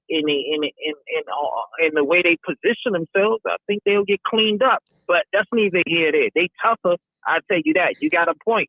Your motherfuckers back then was definitely tougher. So you know, it's hard to compare. It's like comparing a motherfucking Model T at the time or comparing a Tesla now. You dig what I'm telling you? So that's the way I look at it. At that time, some shit. So what you're saying? But you're assuming that Usyk would take these skills that he have today and go back to that era and be able to replicate that by keeping those same skills. Yeah. So the only problem with that, if you go back there, he's not going to be able to have the skills he have today. He's going to be comparable. His skills are going to be comparable to. He's that person. So you're telling me if I put a Tesla inside of a time machine, it's not going to be a Tesla no more? No, if you put it in a time machine, yeah. But what I'm saying is, if you fall under that, if I put Usyk in a time machine, will he have the same skills? See, that's what you're saying. You're saying if we put him, now we're doing hypotheticals. I mean, you're confused, but I'm going to explain it to you. If you allow me to speak. Yeah, explain it. Will you allow me to speak? Yeah, go ahead. Okay, cool. So what I'm saying is, absolutely. What I'm saying is, if you're fighting in the Ali era, you won't have the benefits of taking that to have no skills you have today. But I get what you're saying. Hear me out. You're saying if you do it in a time machine, if you take Ali, you know, take Usyk of his era, what he got, and I let him keep everything, meaning that, listen, the criteria that Ali them fought under was a different criteria. They fought more. You get what I'm saying? He fought all of Ali. Yeah, but I'm saying, I'm giving you an example. That's what I'm saying. So I get what you're saying. You're saying that if you put him in a time machine and he keep everything the same, he can go back and do that. So if you want to do that, then yeah. But my argument is, if he go back, if he was born in that era, if he was born in that era or whatever, he wouldn't be able to do all that. That's all. He'll be a lot slower. Yeah, he'll be a lot slower. He'll be a lot of different. He'll be tougher. He'll be slower. It's a lot of different verbal. He's not going to have the science and like you said. But like I said, I look at the film. And when I look at the film like I said, I done ranked Usyk. I done got his poster already ready to throw on the mansion wall next to Ali and Holmes. That's just me. I don't care if Bama's get mad. I ain't never seen a heavyweight. And Holyfield. The only 3 heavyweights I've seen, and I'm going by the eye test by looking at his footwork. The power, all that. My toughness aside, I don't think nobody is tough as any fighters from the 80s back. Them Bamas is just straight up tough. Bamas now ain't tough at all. They soft. 99% of motherfuckers is soft compared to the motherfuckers in the 80s, 70s. They even softer. The 80s even softer than the motherfuckers in the 70s. I'm not talking about toughness. But when I look at the skill set and the way that he download information, he's hands down next to Ali, who's smarter. Like, his IQ is ridiculous. The angles he take, I don't see none of these. When I look at the black and white and Dempsey, and I don't see that shit. And that's just the truth of the matter. Dempsey tough, I get it, but I don't see it. And that's the way a lot of these boxers, like a Shakur, they look at it. They look at the film, and they looking like, man, if I was back then, I'd do this. That's just the way they looking at it. And he probably looking at it the way I'm looking at it. But that's neither here nor there. We'll agree to disagree. I just think Usyk right now is a top 5 heavyweight. And I stand on it at the tender age of 37. I think his time is near because he is 37, 38 years old. It's only but so long he's going to be this good. But, and I thought Dubois was actually going to get him. I was like, ain't no motherfucking way this motherfucker can clean up Tyson twice, clean up AJ twice, and beat Dubois. I actually bet on Dubois just based off of this gotta be it. It's like a motherfucker just coming out hitting 15 sevens in a row at a crap table. Hell no. But, and I just want to say one other thing. Bam, special shout outs to Bam. You know, I've been consistent. Bam, number 4 on the pound for pound list. So I got Usyk number 1, pound for pound. I got Bivol probably number 2, maybe number 3. I got Bam 4, and I got Bud at 5. I mean, I know Bam is gonna get mad. Bud is this, but Bud is inactive at this point until he get in the mix, man. Bam is out here collecting belt after belt after belt, and that's just what it is. Oh, NUR, that's the other one, NUR. So those are your 4: Usyk, NUR, Bam, and motherfucking Bivol, man. But that's it, Slim. That's all I got for you, man. All right, shout out to round ball first. I get what he was saying, but I kind of disagree with some of it. But I get what he was saying. He's talking about you take back. Now we're talking about we take it back in the time capsule and all that stuff there and this and that. I'm like, yeah, I think he totally missed my point, but it's cool. Ain't no problem.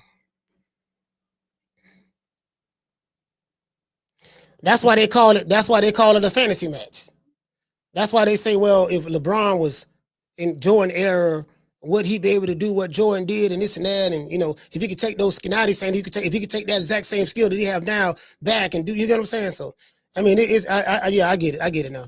I'll call him. What's your name? Where you calling from? Hey, Coach, it's Tony, Chicago. Tony from the Chi, talk to me. Okay, Coach, I just wanted to come in because of the last caller and give hopefully a better context. Now, when people say, "Oh, you take Usyk and put him in the 70s or in the 80s," understand this: you put Usyk in the 80s, he doesn't have the information he has now. Usyk now has seen Ali, he has seen Lewis, he has seen Dempsey, he has seen a lot of people. He has downloaded all that information and made himself better. Ali has seen maybe Dempsey, he has seen Liston, maybe Johnson, Floyd Patterson, Lewis. Exactly. So Sugar Ray Robinson, his favorite fighter. Exactly. What they had limited information. They had limited medicine. They fought more rounds. When you start a sport, even when you started by basketball, the rules around it had to be refined over the years to aid the boxers to become better. So what you do, a good way of comparing fighters is how innovative was this person in his era? How ahead of his time was he?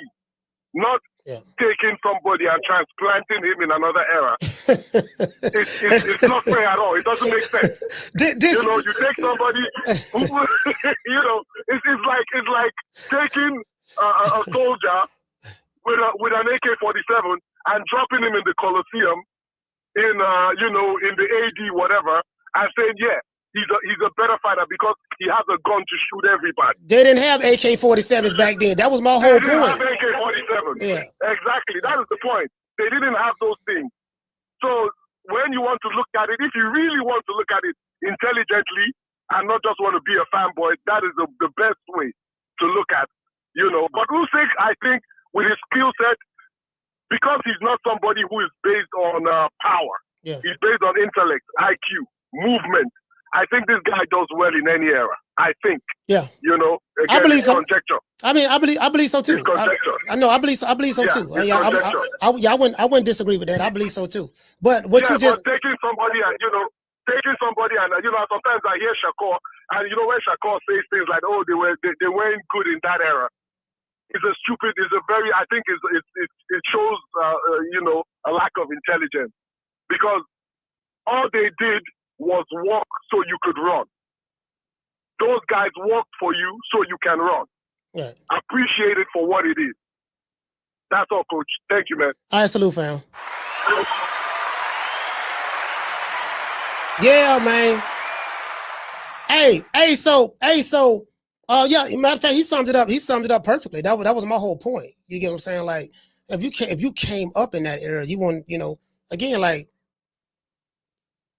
the evolution of the sport. You won't have the benefits of that evolution if you came up in that era. You say, look, take the evolution of where we at now from an athletic standpoint, and you put me right here, and I better do A, B, C, and D. But but everything that you standing on came from the foundation that was laid, and you evolved over time and all that stuff there. You get what I'm saying? So it just, Tony explained it perfectly to me. Carter, what's your name? Where you calling from? What up, Coach? It's Herb from New York. Herb from New York. Talk to me, brother. Hey, how you doing, Coach? I'm doing great. I just wanted to touch on something like quick. I don't have too much to say and shit, but you can compare the Usyk to the fighters of yesteryear. But I think he was just fairly well. And then you look at the Muhammad Ali. And Muhammad Ali, he started to maybe lose his legs later on after becoming Muhammad Ali. But in the Cassius Clay era, I don't think nobody could see that. I think Cassius Clay would blaze Usyk quickly. And then another thing about the conditioning that these fighters fought under. And these young fighters, I'm hungry and this, that, and third, and I'm gonna get the best. They don't know shit about being hungry. We got fighters like Jack Dempsey and Braddock that had to fight 15 rounds or better and ain't eating 4 days. I mean, you know, I'm talking about. I mean, and not only that, but these guys got sports science and medicine and snag and hyperbolic chambers, and they got the sports science that Ali didn't have that pleasure of having, or Sugar Ray Robinson did not have the pleasure of having, or none of that. They didn't have any of that.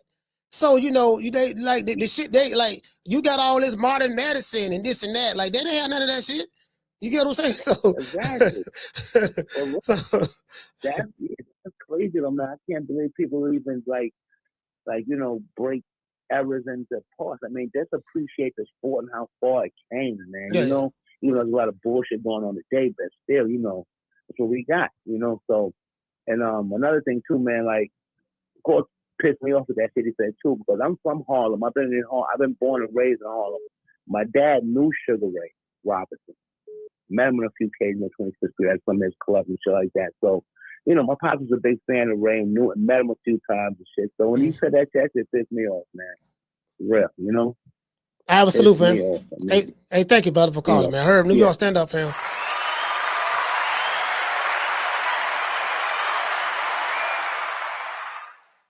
Hey, what you say, James Ross? He said a lot of these guys that put a towel over their shoulders is not real trainers, just yes men. Hey, you know what, James? You make a good point, because I was talking to Dickie Woods, legendary trainer Dickie Woods.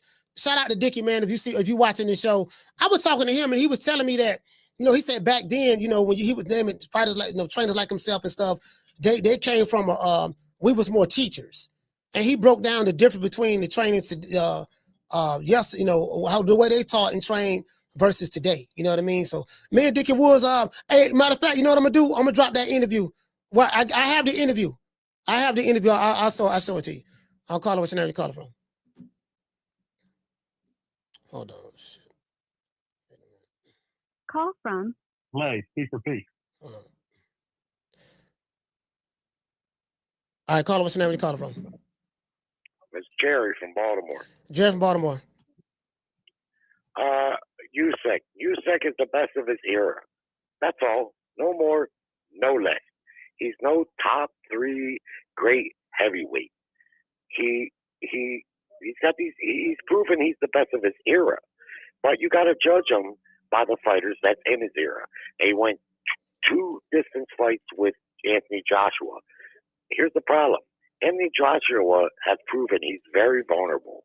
Look what Dubois did to him. Totally destroyed him. Andy Ruiz totally destroyed him. Ruiz Usyk, he went the distance with him twice. Now he beat him, but distance fights. Same thing with Fury. And Fury, I think, is one of the better fighters in the heavyweight division of his era. He went the distance with him. Those were close, competitive fights. Now he's taking care of Daniel Dubois, who's a very good fighter, but that's it. Ask yourself, how would Usyk fare against Evander Holyfield, Riddick Bowe, Mike Tyson, or even Ray Mercer, Oliver McCall, or Andrew Galata? How would he have done against those guys? Because he's proven to be the best of his era, but it's hard to be an all-time heavyweight great top 3 or 5 with the legends that we have already bona fide in that category. I like Usyk, and he's a good fighter, but let's not get it confused. He did not dominate Fury, and he did not dominate Anthony Joshua in 4 fights. He dominated Daniel Dubois. That's what he's done. His fight with Derek Chisora was basically meaningless. The Witherspoon, that was his other heavyweight fight, also meaningless. So I do think people overrate Usyk, and I like him. He's humble, he's good, all that, but he's not a top 5 all-time great, probably not even all-time 10. All right, shout out to Jerry. Yeah, so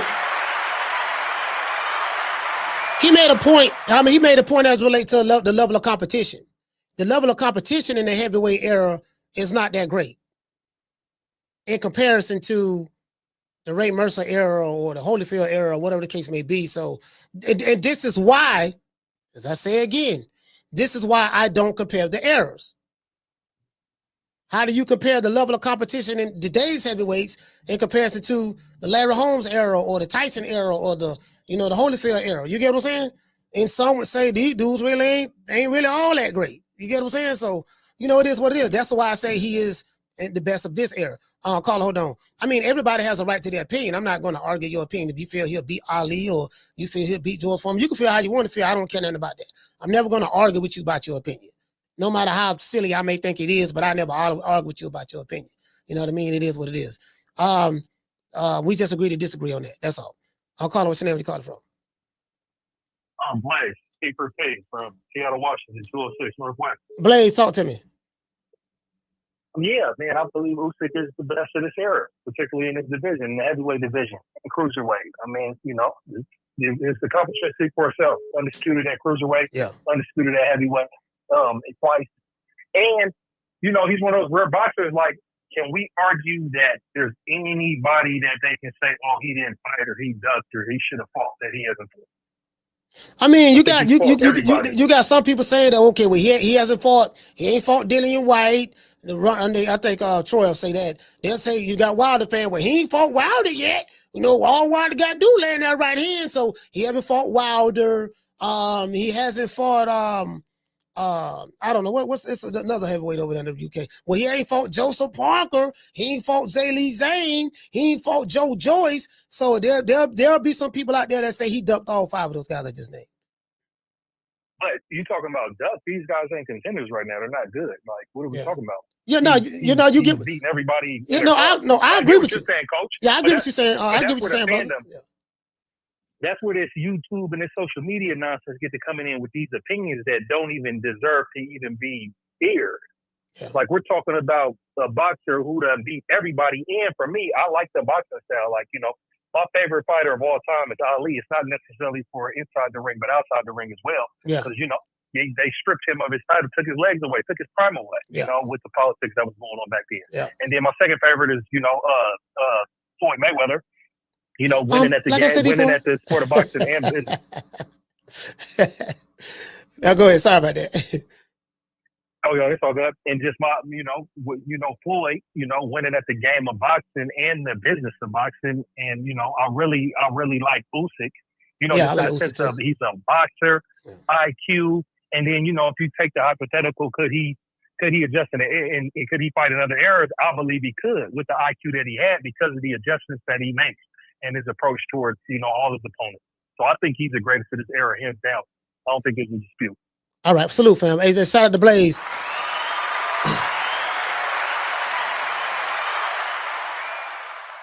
Yeah, man, like dudes say, like brother say, like the Ali argument. Like Ali, goddamn, he's lost 3.5 years of his career because of his license taken from the government of the United States. And again, he didn't have access to the sports science and medicines that the modern day fighter has. Like, you would have to give them that same evolution that these guys have in today's time. Give them that and put it on the even playing field. Give them that same the sports medicine and science and whatever they got with Usyk them using or whatever. You got to give them. You got to put them on that same playing field with their same skill sets, heart and determination, and the boxing regimen that they was on. 15 rounds, same day weigh-ins, and we're fighting regularly. We fought this week. Okay, we got another fight in 7 weeks. We got another fight in 8 weeks. We got another. You get what I'm saying? You got to do it like that. If you ain't gonna do it like that, then it don't make no sense. But yeah, shout out to Miss Black Panther. Shout out to Jorge. He said people just don't know what Usyk is doing outside the ring. But you know what though? Usyk, I think Usyk is a Christian. No, he's a Christian. He's not really into. He comes from a different culture. Hold on. Usyk comes from a different culture. So he's not going to be popular like here in America. He ain't saying he the king of Ukraine or he the king of New York or, like he made $132 million this fight. The fight before that, he made over $100 million or something like that. And then the fight before that, he made like 60 or 70 million when he fought Tyson Fury the first time and 100 the second time. Then he fought Then he made 40-something fighting Joshua the first time and 60-something fighting Joshua on the second time. And he's fighting these guys, in their countries, their backyard. So my thing is, that's, he, but he ain't acting like that. He got more money than the guy who say he the Prince of Puerto Rico, and if you want to fight me, you're looking for a payday. Imagine that. These dudes be acting crazy, and they haven't done a third of what this guy's doing, and they ain't making nowhere near as much money this guy's doing. But you telling me he the cash cow? Caller, what's your name? You calling from? What's up, Coach Malachi? It's Round One Sports Talk. Can you hear me? Yes, I can hear you. Yeah, I'm just calling in. A lot of interesting callers called in about this topic about is he or is he not the best heavyweight, or where can you place him? Mm-hmm. Now, as regarding to that, one of the gentlemen that called in, he was pretty much right. He is the best heavyweight in our era. When we're talking about, this narrative that whether he can fight back then or back now, I think what makes Usyk a great heavyweight and a great fighter is his confidence, his ability to go in there and get the job done. Besides his ring IQ and all his skills that he brings to the table, he's very dangerous when it comes to the fact that he knows how to win the fight. He knows how to control the fight. And that's very important as a boxer. But as far as his heavyweight reign, we have to be honest, not a prisoner in the moment where that, we're like, oh, he did all these remarkable things. Because if you really look at it, his last 6 fights has only been against 3 people. He beat 3 people twice. And I understand that those 3 people are top heavyweights of our era, but it's still only 3 names. You see, I think he needs to go on more title runs now to really cement his legacy. Because when you look back, he's going to say that he beat Tyson Fury twice. Tyson Fury that almost got knocked out by a guy that made his debut in Francis Ngannou. He beat him after that. He's beating AJ after he got knocked out by the Mexican dude. Andy Ruiz. Andy Ruiz, right. And then he's also fighting, so I get it. But is he doing his job? Yes. Is he taking care of these dudes? Did he come up from cruiserweight? Yes. Is he doing remarkable things? Yes. Is he making big bags and big paydays? Yes. And if we were to think about it, on the equivalent of the paydays today versus the ones in yesterday, it's roughly around the same time. Boxing has changed, the money has changed, and situations have changed in boxing. But let's give the man his respect, okay? Usyk is dominating in this era. If anybody else, if they're saying there's anybody else, why isn't anybody else doing it? If anybody else is better than him and they have someone else that they think that is greater than him, then where is he? Then where is he that's stopping this right here? You were right, Coach Malachi. He's going out to other people's backyards and beating them. That's not easy. You add all these things that he is doing, yes, it does make him great. Where you place him on your own, greatest of the greatest heavyweights, I don't know. But as far as, competition and back in the day, the way that Mike and Evander and George Foreman and all these guys look, I still say this to this day. Ayabuchi and Tua was one of the greatest heavyweight fights I've ever seen. Yeah, that was a great fight. That was back then. You should go, like anybody that has not seen that fight, go watch those guys. It'll remind you of the heavyweights we had back then.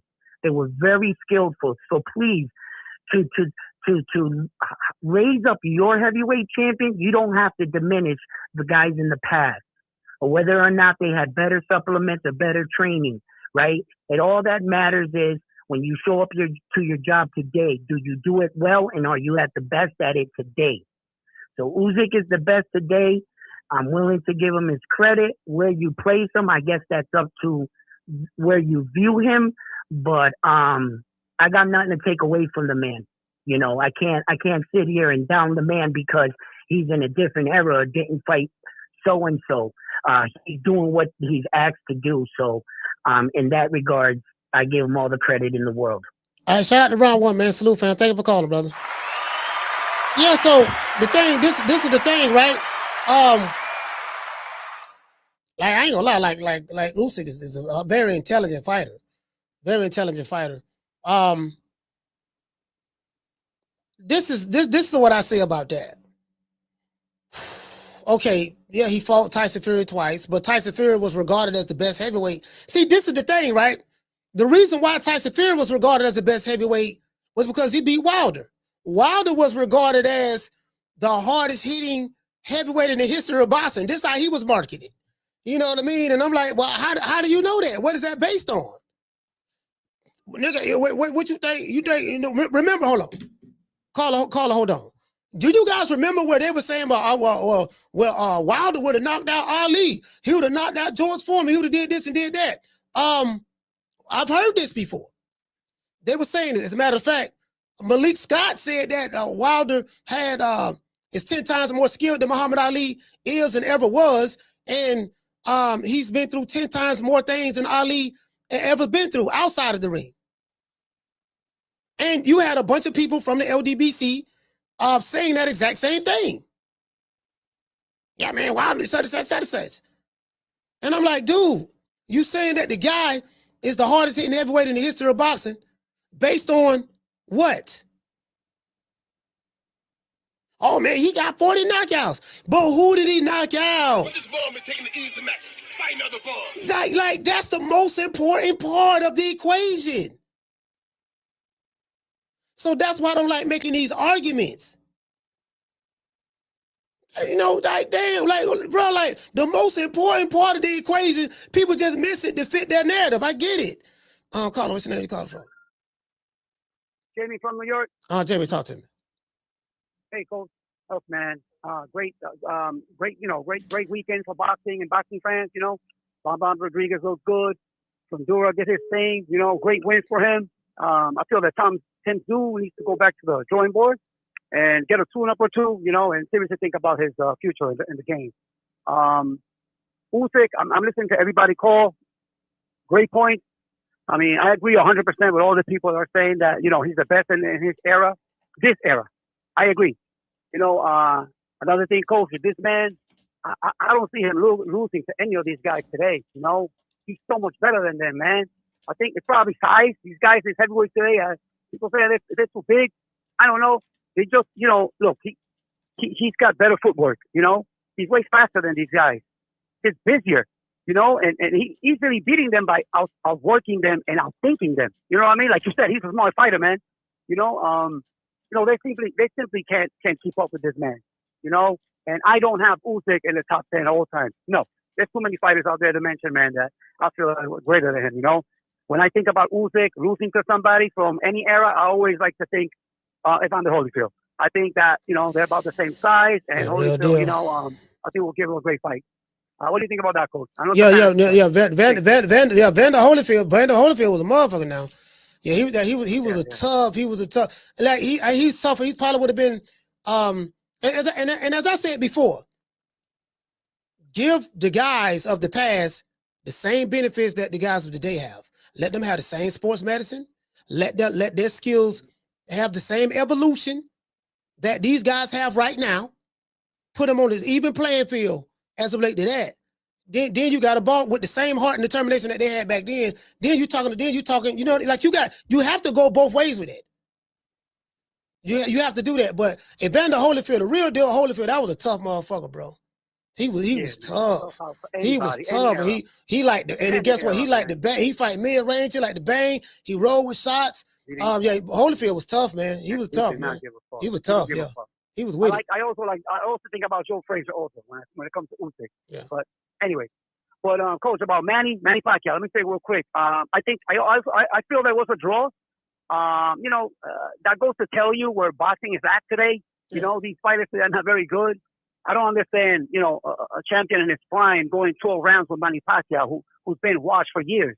I don't understand it. But Manny did his thing, you know. I was rooting for him. You know, that's the truth. But again, I feel that the champ, he didn't do enough to win, man. I don't know if he showed too much respect or what. But again, you talking about Barrios? Barrios, yeah. He's not. They're not that good, bro. Man, yeah, For Mario, this guy to come back at that age, coach, and do this, that's crazy to me, bro. And also, that also shows you at the level that Manny fought in when he was in his prime. You know, that's a true elite fighter. They fought at the highest level. Today, it's whack, man. It's whack. So do you feel that Manny Pacquiao got robbed? No. It was a draw. I saw a draw, bro. He didn't do enough to win it, but he did not. He didn't. I don't have him losing like that. I mean, it was a draw, bro. It was a draw. I gotta watch robbed, bro. He clearly, bro. You gotta watch it, bro. But then the camp, he wasn't doing anything, bro. He showed way too much respect. Barrios trash. You know what I mean? Yeah, Barrios, man. Bro. Knock this man out. All right, I don't know what he was doing, bro. Anyway, coach, respect from New York. That's super. Hey, Mario, listen, man. Man, you gotta. Well, you know what? Listen, I wonder was Mario Barrios carrying? Was he carrying Manny Pacquiao? What y'all think? Was he told not to knock him out? And I wonder was he carrying? I wonder was he? Hold on. I'll call her. What's your name? You calling from? Hey, Coach. This is Sheila. How you doing? Sheila, talk to me. Sheila from. Hey,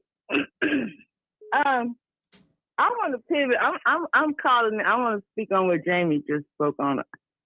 You know, because I think Manny Pacquiao did a good job. I don't think he was robbed, but you know, I'm listening at all the way up to the fight. They were saying he was old. He wasn't going to last 3 rounds. He wasn't this. He wasn't that. And then I'm expecting this. But then once I started looking, yeah, the first 2 rounds, Barrios got it. But in the mid-fight, Pacquiao was fighting. I said, this man came to fight. You know, he ain't doing that shit they talking about. I mean, he was fighting. And I think if he'd have fought them 10, 11, and 12 rounds, at least one of them, as hard as he was fighting the middle fight rounds, he would have won. Because Barrios' corner knew his ass was losing. Because they told him, don't show him no respect. Don't bump gloves with him no more. Fuck him. Don't show him. You need to take your ass out there and fight. They was letting him know you losing this shit. And then he went out there and he did what he needed to do because he is the champion. So Pacquiao would have had to really beat him convincingly, which I think he could have done. But like he said, he thought he won the fight. I don't know why he slowed down in the last rounds. But I think he did a damn good job. Because that made me start thinking about his age and what people be saying about Crawford. And also, Usyk's age. He's 36 or something like that. No, he's 38. You know, both of them. He's 38. Okay, so see, there you go. Both of them up in age. And I'm looking at what, what Pacquiao was doing at his age. Oh, he when he was saying all that time he was working out, his ass was working out. He was not no slouch. And I don't have no hat, but you know, he did good for us, I'm concerned. Now, I just want to say one more thing. As far as whoever had called, I think it was Miss Black Panther talking about Bill was weak-minded. I'm not sure. But I just want to comment. In my comments yesterday, I said, watch out for, because I stand corrected when I'm wrong, I'm wrong. In my comments yesterday, I say, watch out for the little brother's dreams. But today I heard it on two-tone. They were saying the same thing I said. They were showing the little boy in the bed. That's what made me think it was his dream. But he said he prayed on the mat, and all I told him that the guy was going to pop dirty. Because, you know, they were talking about Brian and Devin today. So they just said the same thing I said yesterday. But I just want to correct that. It wasn't a dream. It's what all I told him.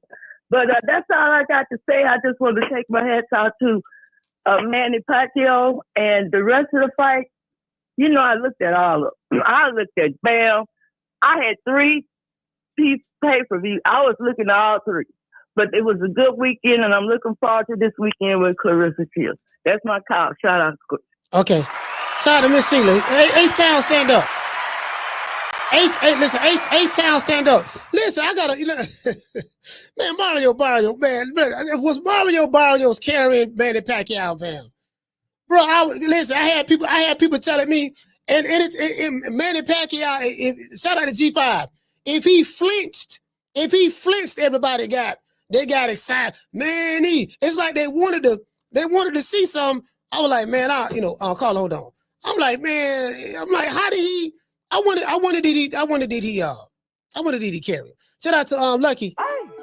Dropping out quarter of a dub. He said, Coach, I think he was carrying him. But it almost made him lose. Down from the bar, there's a platform stage. People pimping, sharp as razor blades. Man, Mario Barrios, 30 years old, man. Come on, fam. Carla, what's the name you calling from? What's up, you can hear me? Yes, I can hear you. What's up, Coach? It's Jazz Queen Boxing. Oh, Jazz Queen, talk to me. What's up? Yeah, about the cards this weekend, there was a lot of cards, so it was like I was going back and forth trying to keep up with them, watching so many, you barely watched any. I caught some of the Diego Pacheco fight with McCombie. That was pretty good. McCombie is a leaker. I don't know if that cut opened up over his eye, what happened, but he was in the gushing. Bam did pretty good. Usyk, what, Dubois was needed. I wanted to kick him right in his ass. No, you didn't quit again. That was just ridiculous to me. Who you talking about? You talking about Dubois? Who you talking about? Yeah, Dubois. I wanted to kick him right in his ass. No, you didn't quit again because he quit the first time, didn't he? Yeah, he did. Yeah. Yeah. As far as Barrios and Pacquiao, I think that Barrios was taking it easy on Pacquiao. He was letting him pretty much control the fight. What did his corner say? Stop letting him control the fight. He said he was punching below the belt, even though Thomas the ref told him, no, he's not punching too low on the belt. He just didn't want those body shots. And Barrios was listening to him. I said, if you don't send him back to the senior department of box rec where he came from, it was just ridiculous. But I don't think Pacquiao was robbed at all. And I think that this is setting a dangerous precedent. I know the people love Pac-Man, but he getting there with somebody who ain't going to show him no respect, and they're going to knock his ass out. So he just need to go on somewhere and sit down. I'm reading what Damien saying in the chat. He said he think that he said the PBC up to their old tricks again. They probably told Mario Barrios, look now don't knock him out now. Just we got to go 12 and just milk the clock and all that stuff there. I believe it. I believe he got a phone. Somebody came in that back and put that arm right on that shoulder and said, listen, you're going up against a legend. This is a great opportunity for you. Just go ahead and do what you got to do. But Pacquiao was a legend. Barrios wouldn't have made it out that arena had he knocked Pacquiao out. they were all them Pacquiao fans in there, man. They didn't look like them niggas storming the White House on January 6th. Hey, Jack Queen said she would have made it out. They would have looked like them niggas on January 6th storming the White House. I'm telling you. Cause I'm hearing the crowd say, Manny. God, please. Manny landed. Manny was swinging for the fences and everybody was doing it. And I said, he's not even landing nothing. Y'all need to calm down. Yeah. But I just wanted to get my review of this card, but I'm telling you, they would have stormed that damn ring like them niggas on January 6th, and he is not Manny out, so he did the right thing. All right, shout out to Jack Queen. All right. Hey, check this out, motherfucker. Now what we got to do, man? Hold on now, now you can't win now, you fuck around winning this fight, dog. That's your ass. I swear to God, that's your ass, nigga. If you do anything to win this fight, see all them Filipinos out here. But what you think gonna happen to you if you win this fight tonight? Carla, what's your name? You calling from? Coach, my name is Eji. I'm calling from Nigeria. Nigeria, talk to me. Yeah, Coach, I think this Barrios fight, to be honest, I think PBC just made a calculated decision. You see, their cash cow is out. Their cash cow is out. They have no Benavidez. Benavidez going to fight the ring. So they just had one option. They talked to Barrios. We're not going to take your belt. Just have a draw. you know, they can squeeze 2 fights out of Pacquiao now. Maybe Pacquiao will fight Rolly or a rematch with Barrios. But to be honest, you have to beat the champion. I know, yeah, it's Manny Pacquiao, but just because an old-timer comes back, coach, you can't just take the belt and give him. He didn't do as much as people keep emphasizing, to be honest. Barrios, yes, is average, but I didn't see Manny Pacquiao hitting the champion. All right, man. Hey, listen, hey, brother, thank you so much, man. Nigeria, stand up. Hey, look here. Hey, you know what? I just thought about something, right? I'm in Atlanta. There's a lot of Nigerians in Atlanta. I just thought about it. This brother called from Nigeria. Bruh, there's a lot of Nigerians in Atlanta. I'm talking about a gang of them. I say, man, goddamn, I called an Uber, right? I called an Uber. And yeah, man, bro, it's a gang of Nigerians in Atlanta, man. I'm like, man, god damn. You live in Atlanta, you know what I'm talking about. Caller, what's your name? Where you calling from? This is Damon calling from Detroit. What's up, coach? Damon from Detroit, talk to me. I think I done figured out what's going on in boxing. I watched that Pacquiao fight, man. It looked like Barrios was pulling punches a little bit. I think they just trying to milk whatever they can get out of their last couple pay-per-view bouts. I think the PBC fighters that's serious and looking for greatness, them the ones that's going on Turkey's card, and the ones that's trying to fight out their contracts is the ones on these PBC cards. I watched a lot of fighting, a lot of boxing this weekend. Honestly, watching that Oleksandr Usyk fight, I looked at my man and I thought back to a line in Tupac movie. I forgot which movie. When this nigga scared, man, Dubois, he might as well not step in the ring. Oleksandr Usyk totally outclassed him, man. So, yeah, man, I don't know what the PBC got putting on with that Pacquiao shit, but that fight didn't look right, and there was another fight that didn't look right last week. Like they carrying these fighters, like they picking these fighters to put in these big situations. But man, Pacquiao looked, you know, besides them feet moving, wasn't shit else moving fast, bro. He I don't know what everybody else saw, but I ain't see that fight. Pacquiao ain't the Pac-Man I'm used to seeing, bro. He looks slow. He looks. I heard he looks slow, man. Listen, I heard he looked slow, man, and I didn't see it, but I do. I'm not gonna lie, I wasn't interested in watching. I'm like, man, I picked Marrio Barrios to knock. I said Marrio gonna knock this man out, man. The man 46 years old, man. Man, who's Marrio to knock out, coach? Man, but who Marrio to knock out, coach? Nobody. Mario Barrios. he was beating Tank, and then they told Tank you got to go get him. Tank went out there and threw that boy 5 uppercuts. Damn near killed him. So yeah, he ain't got that it factor. You know, some of these fighters got that it factor, like when they told Bud that Sean Porter was up and he went out there and took it. Yeah. You see fighters he ain't got that, man. He ain't got that gear, man. And I just, that shit made me upset because I'm like, man, we wasted a whole card. We could have got some Boots and Barrios. We could have got Norman. We could have got any other fight but that bullshit, man. I'm highly upset with the PBC. Maybe Manny must need some money, man. He doing too many elections and shit. All right, well, salute, fam. Hey, man, shout out Damon, man. Detroit, stand up. Yeah, you know, I mean, you got to understand, though. Like I say, Manny Pacquiao legend. He's a legend. Now, somebody said something. Damon, both of y'all might be right. Damon from Detroit and from Baltimore. They setting this up. Listen, we might get a Tank. We might get a Tank versus Manny Pacquiao next. Oh, listen, all boys to the side now. This might be okay. We got to milk the cow, man. And look, we got to get one more watch. We got to get one more watch, baby boy. Baby boy, check this out, man. We need you, dog. We need you. Canelo don't left. He was on over 3 fights. Tank, Lamont Rose fight ain't happening. Look here, baby boy. Check this out. Errol Spence, he on vacation. Deontay Wilder, he's doing ayahuasca. I'll call. Hold on. Look here, Manny, we need you. But listen. Old ass Manny Pacquiao, 46, going on 47 years old. Listen, when they gave Manny Pacquiao that call, look, we need you, dog. Bruh, don't be surprised if we get an announcement, Manny Pacquiao and Tank Davis. Bruh, I might be wrong.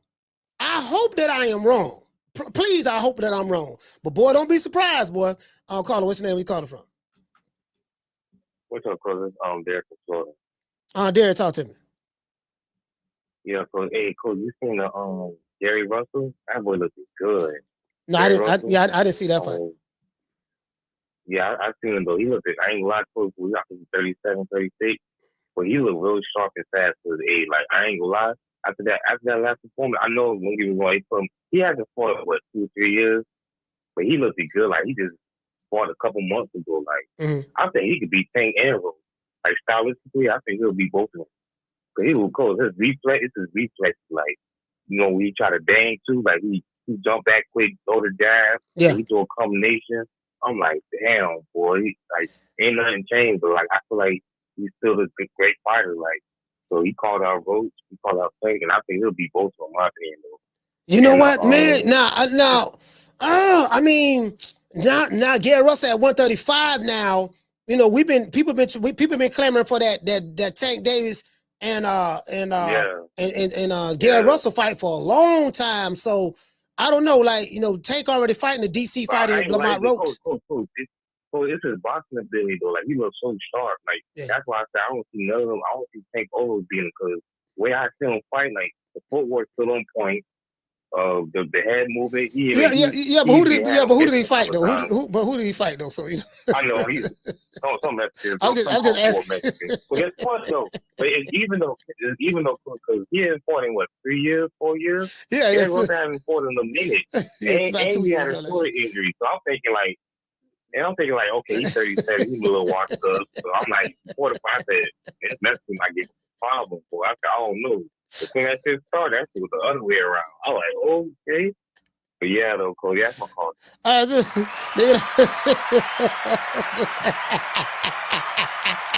Hold on, what the people saying in the chat? Hold on. Hey, somebody said he was a kid. What is wrong with taking the easy matches? Fight another ball. But you could call me the can man because anybody can get it. Africans, Americans, Dominicans, Mexicans, anybody can get it. Somebody said, man, he said, man, Gary Russell for the can. He's supposed to look good. He's supposed to look good against him. What is wrong with taking the easy matches? Fight another ball. Man, he supposed to look good against him, man. The man.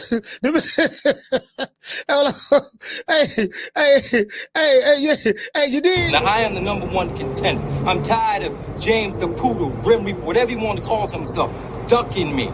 All right, I'm tired of man driving around town in 8 Rolls Royces. He ain't fought nobody. I'm still in a bro hand.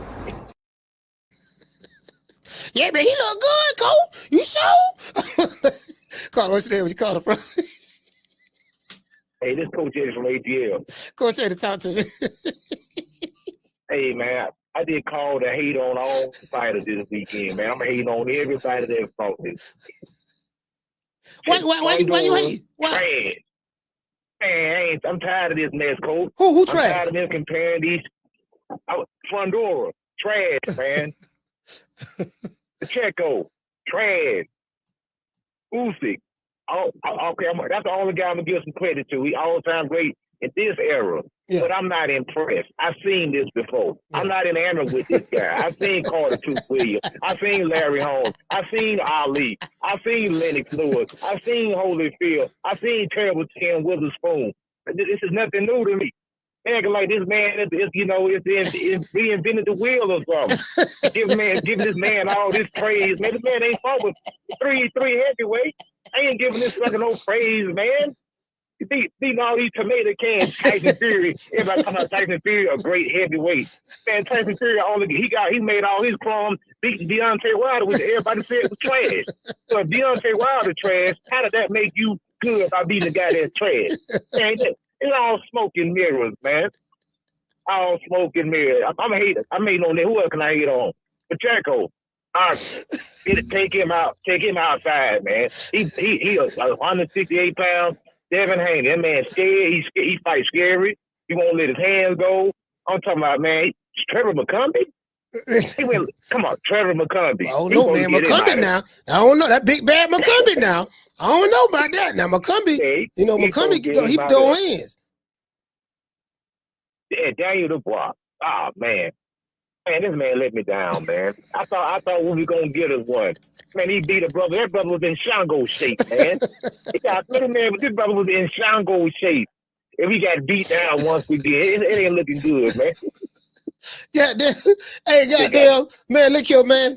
Man, the Ukrainian whooping everybody ass. He ain't discriminating either. Goddamn, he whooping. He came out. He whooped. He beat. Well, I ain't gonna lie. His toughest. Well, I don't want to say his toughest fight, but Michael Hunter gave him a strong fight when he beat Michael Hunter. He beat Chaz Witherspoon. Then he go over there to the UK. Then goddamn it, he beat Anthony Joshua twice. Then he beat Shiver Me Timbers twice. But you make a valid point.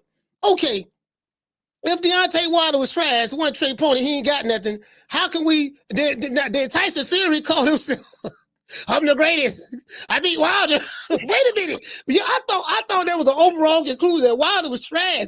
So how do you become the greatest heavyweight of all time? You would have beat Ali. You would have beat Sonny Liston. I would have beat George Foreman. I would have beat Ron Lyles, Ernie Chambers, Larry Holmes, and Lennox. I would have whooped all of them.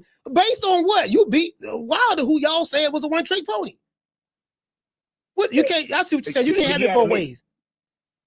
You can't have. You got to make it make sense. And this all from a young jitterbug, because it's Shakur Stevenson talking about Sugar Ray. This is what I'm hating right now. I'm hating on the young generation because they defecating on the old school. Yeah. They ain't talking about Sugar Ray Robinson. If you seen Muhammad Ali, you seen Sugar Ray Robinson. If you seen Sugar Ray Leonard, you seen Sugar Ray Robinson. If you seen Sugar Ray Leonard, Thomas Hearns, Carter Truth Williams, Tim Witherspoon, Larry Holmes, you seen Muhammad Ali. All of them, Sugar Ray Leonard influenced all those guys. If you to sit up here, if you you talking about Robinson, Sugar Ray Robinson. Yeah, Sugar Ray Robinson. I'm sorry, Sugar Ray Robinson. Now, if you seen Georgie Benton, that's the master of the goddamn Philly Shell. Philly Shell, yeah. Goddamn Floyd Mayweather, man. Georgie Benton all day. That was back in the 1950s. So all this stuff that they talking about is new. These dudes were doing this 70 years ago, man. Forgot about Ezra Charles. Hurricane Carter, all them dudes could fight. And there wasn't no goddamn, it was same day weigh in, wasn't no rehydration clause, and they fighting 15 rounds.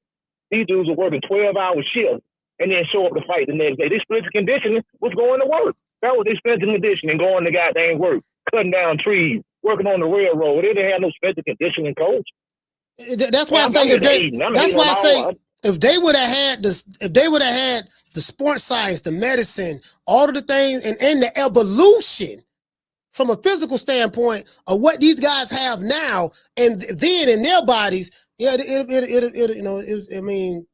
just saying, since we talking about hypotheticals and who would have did what, okay, well, put them on the same even playing field as these guys today, and make these guys go through what they went through. And I'm gonna land my plan right here real quick. You take these young dudes can't outwork old people. I know this for a fact. I'm almost 50, and I can outwork a 25-year-old. They can't do it. They ain't used to doing no manual labor. These dudes talk, man. They ain't used to do no hard work. No, these niggas ain't even there. No, you right. I ain't gonna lie. Now you right about that. It's supposed to be better, but they not better. They not better. Oh. Yeah, but that's my call, Cole. I just want to hate on all the fights that went down this week. And the Manny Pacquiao fight, that fight was sick, man. That's my call, Cole. Coach Eddie called us. Hey, Coach Eddie called here. He called here hating like a mug. Hey, all right. So the brother say Gary Russell. So Gary Russell look that good? Hey, what you say, Damien? Damien said the old guys will have to be able to keep their toughness. Exactly. You see what I'm saying? Now you right about that. Now you right about that. Hey, but listen, check it out. Hey, Damien. So Gary Russell looked good. Okay, how did Gary Russell look? The brother say he was impressed. Hey, shout out to him, Cole. Cole, what's going on, fam? How did Gary Russell look? I like Gary Russell. My favorite fighter from DC? My favorite fighter from DC is Mark Too Sharp Johnson. I like Gary Russell. Gary Russell got really good footwork, trap counter game. He's a slick fighter. Gary Russell's a slick black fighter. I give him that. Gary Russell's a slick black fighter. I give him that. You know what I mean? Again, I didn't see him fight this weekend, but I heard he did his thing. I heard he knocked out a pork chop bone. He caught a pork chop. I heard he caught a pork chop at the Chick-fil-A. Carla, hold on. Listen, I heard Al had to hook them up with somebody that worked at Chick-fil-A. Hey, shout out to Mr. Sebastian. Hey, Mr. Sebastian, I don't know how true this is now. I don't know how true this is. Subliminal suggestion. Listen, this is how you plant seeds of doubt in the minds of the people. If I want to spread some shit that's some bullshit, right? You know what I mean? Now, hold on. Wait a minute now. Again, now I don't know how true this is. Shout out to Gary Russell. Shout out to Gary, he did his thing, but I don't know how true this is now. But I heard the dude worked at Chick-fil-A. That's what they saying. I ain't saying it's true. I ain't saying, now shout out to Gary. Gary Russell look good. I ain't saying it's true. But what I heard was he worked at Chick-fil-A. You get what I'm saying? And then I walk off. Then I walk off, right? So subliminally, I don't just drop some shit and then walk on. Now I got these niggas. Yeah, man, hold on. What you mean he fought somebody at Chick-fil-A? You know, Chick-fil-A do got that. Chick-fil-A got a mean chicken sandwich now. The chicken sandwich is good. Carla, what's your name? Where you calling from? Hey, coach, you a fool, man. It's still like Fred, man. Casino. Yeah, man, I gotta call up and check. I gotta check y'all folks, man. I done told y'all about y'all old crusty niggas always talking about the 50s. Niggas talking about Ezra Charles. Niggas bringing up Ezra Charles. Niggas. Man, bro, we got Brian Norman Jr., man. We got Brian Norman Jr., man. I don't want to hear about that shit, man. Man, we got old school fighters too, man. It ain't no need. It ain't no need. Bro, goddamn talking about no Ezra Charles, bro, check this out. Now, man. Bro, check this out. Boy, I can listen. Eddie, hold on, wait. But now look, because Eddie talking about these young dudes don't do no manual labor. Nigga, I do manual labor every day. I got calluses on my hands, brother. Like, what you talking about? You know what I'm saying? Nigga, I got to chill on us, man. He was generalizing, but he wasn't talking about you, brother. You are the exception to the rules. You are the exception. I ain't gonna lie, coach. They do be something, bro. I'm capping. You know what I'm saying? I'm capping. Hey, look, check this out. I gotta say this. When I interviewed Brian Norman Jr., I'm so impressed with his boxing knowledge. Bruh, he brought up Ezra Charles. He brought up Sugar Ray Robinson. He brought up Leonard. He brought up Hagler. He brought up James Toney. Like, he just brought him up in the interview. I was like, oh. Now, you get what I'm saying? And bro, I'm like, man, he brought that up. He brought them legends up. He did that. He said, I studied them. You get what I'm saying? He studied those that came before him. That's what make him what he is today. Yeah, I ain't gonna lie. He old school anyway, though, because, like, his whole swag is like somebody from Atlanta who's 38 years old. Like, his swag is, like, older than me. You know what I'm saying? Like, the type of music he be having on his stories, like, even how you talk, like, he be saying shawty and all that, like, he really sound like old Atlanta, but he only 24. So I guess he got it from his daddy, but you know what I'm saying? Like, he really like some old school stuff for real, yeah. But yeah, man. Bro, Daniel Dubois let me down, man. Bro, I thought, man, I'm like, hey, man, I got to give it to Usyk now, bro. I ain't gonna lie, bro. Like, but I didn't want to believe he was that good, bro. I did not want to believe he was that good, bro. I keep betting against. I always go against Usyk, bro. I went against Usyk against AJ. Then they had the rematch. I went against him again. Then I got down, went against him with Tyson Fury. They had a rematch. I went against him again. I thought he was gonna beat Daniel. I thought he was gonna beat Daniel Dubois the first time, but this time I'm like, oh no, it's gonna be different. It's gonna be different, and it was different, but it wasn't the type of different I was thinking about. You know what I'm saying? Like, but Usyk, bro, that's shit, man. Usyk, I don't know what he doing, but I mean, I can see it. I mean, I see it. It do look good, but it don't be looking like it's that good. But it be working. You know what I'm saying? He said it don't look working, like it don't look like it's that good, but it be working. Like, man, shit, that boy. It's not amazing, bro. Like, it's not amazing. I'm not impressed or nothing, but he be winning. You know what I'm saying? Like, he just be winning, bro. Like, I got to give it to him. That's why I never go against Usyk again. And the moment I don't go against Usyk, watch him lose. That's how that shit work with me, bro. But and then I want to touch on the Manny Pacquiao before I get about it, man. But Manny Pacquiao got robbed, and I'm gonna tell you why, bro. It ain't no way it was supposed to be that close, bro. So since it was that close, give it to Pacquiao. That's how I'm looking at it, bro. Because Barrios, you gotta be ashamed of yourself, bro. You know what I'm saying? Like, but Marrio Barrios in there getting tapped out, bro. You know what I'm saying?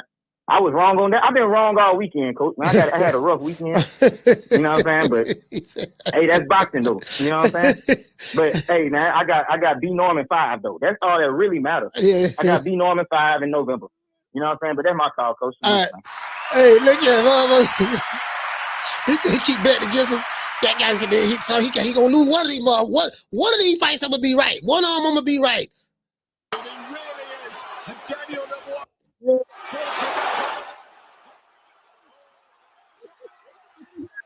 Drop from how he got dropped from that one? All right. Oh, he hit him. Oh, he hit him right here. Okay, I got it. Look down. He looking crazy.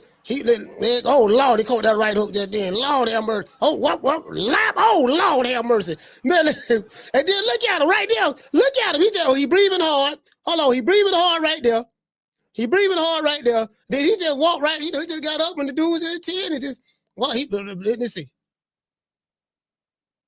They ain't show when he got up. Yeah, you know what I'm saying? Just walked over there. No sense of urgency to get up. No sense of urgency. I was like, man, that's why they said, you know, somebody said he knocked his equilibrium off. See, this the thing. Hey, check this out. Hold on. Shout out to Z Pacino. Hey, Z, check this out, fam. He said mess his equilibrium up. Z, you might be right about that, bro. True. Hey, Z, check this out. Hey, what he say? He said corner threw the towel in, coach. They threw the towel in.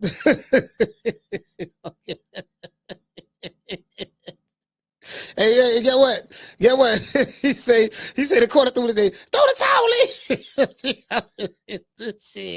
Shit, I got the ring with that motherfucker. Listen, it's yeah, man, you got to throw the towel in, dog. Throw the towel in, dog. Right now, we ain't, you know what I'm saying, dog? Nigga got to throw the towel in. My nigga, if you see me in any danger, throw the towel in. Yeah, but he listen, he didn't land the punch. He almost hit you. Throw the towel in. Just imagine if he would have connected, what would have happened. True. You know, you got listen. Your job is to protect the fighter at all times. You get what I'm saying? So, hey, check it out though, right? Check it out. Yesterday we had a live yesterday, right? And shout out the new country. Hey, okay. Dropping out $2 super chat. He said Barrio did what he was told to carry him plans. You know what?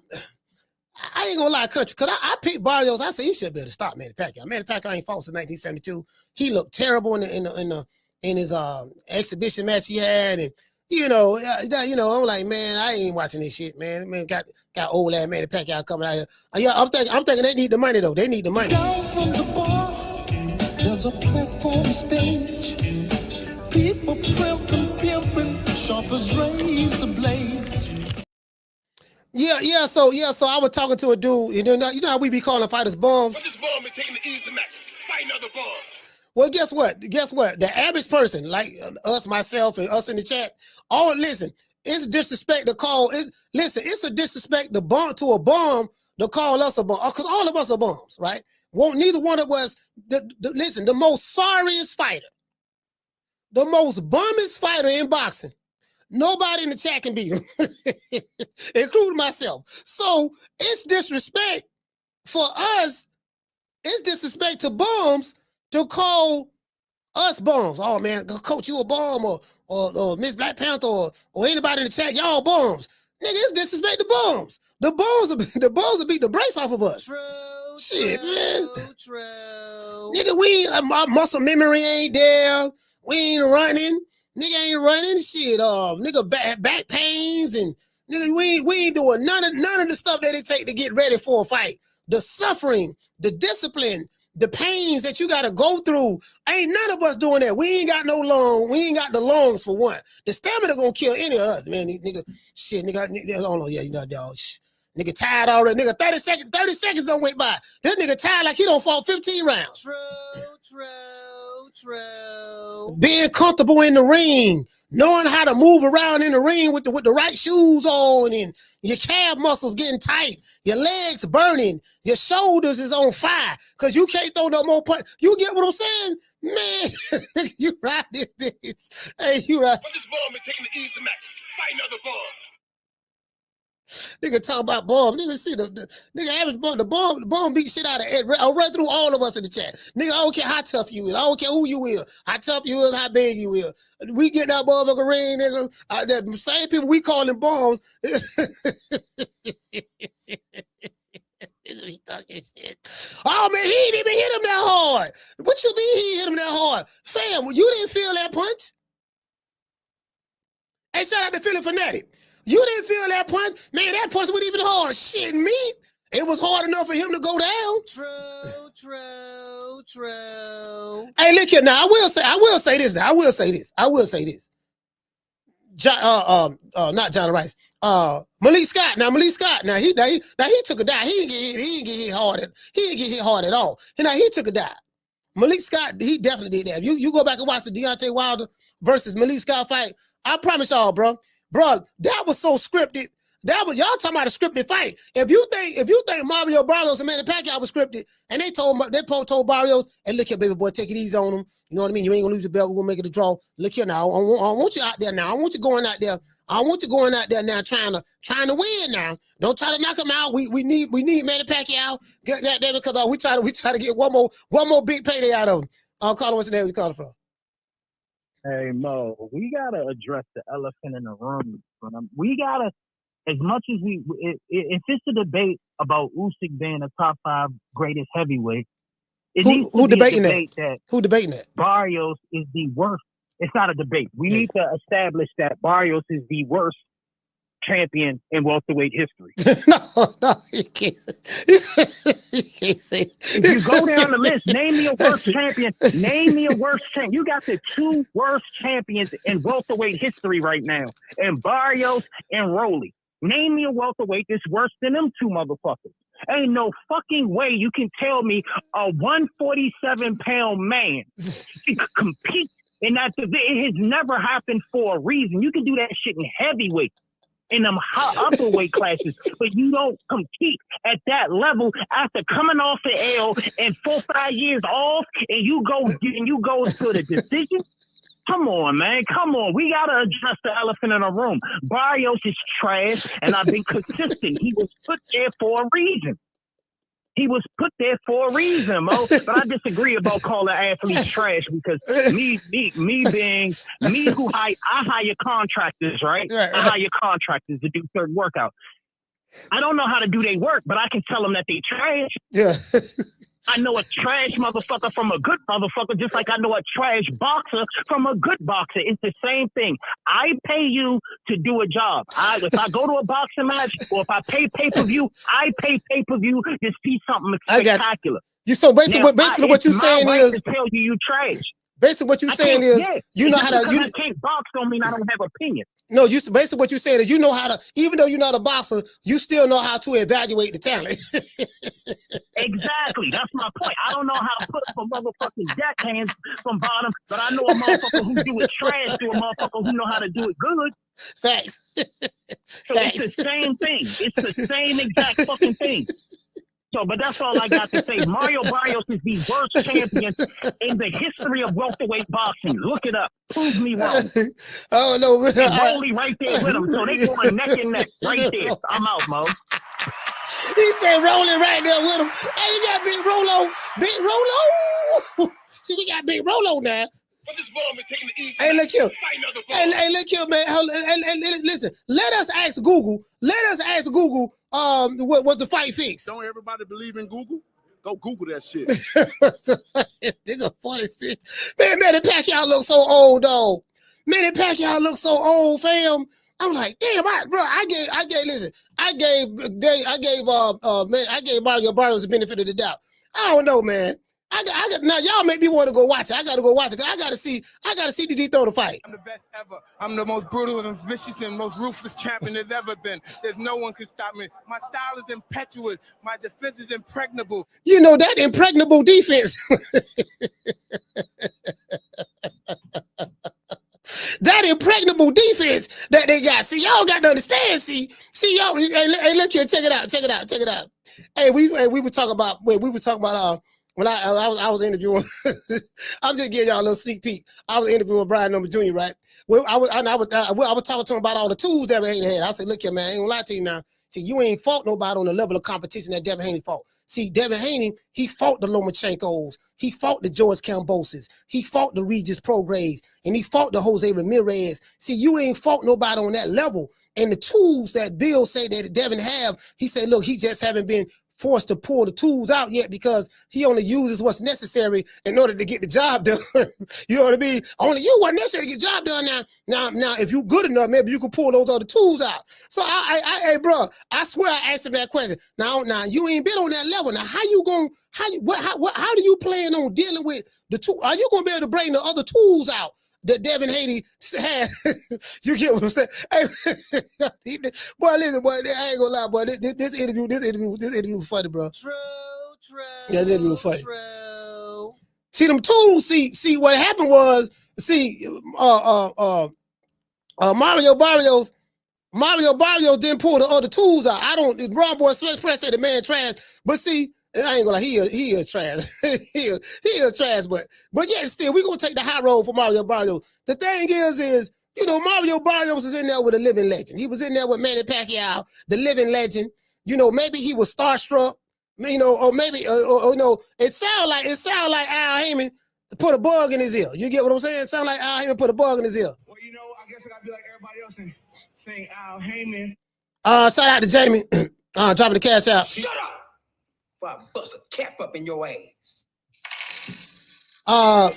He said the biggest bomb is a tough out in a street fight. Yeah, okay. Yeah, so yeah, man. So you get what I'm saying? Yeah, man. I'm like, man, I don't know, man. Look like I ain't even see y'all. You jitterballs don't know nothing about that. Hey, look at man, let me put a bug in your ear. Y'all see that's old school there. That's old school. You hear somebody say, let me put a bug in your ear. You jitterballs don't know what that means. And I'm talking about most of y'all. If you ain't grow up, you know what I mean? That's old school. They put a bug in. Look like Al even put a bug in there.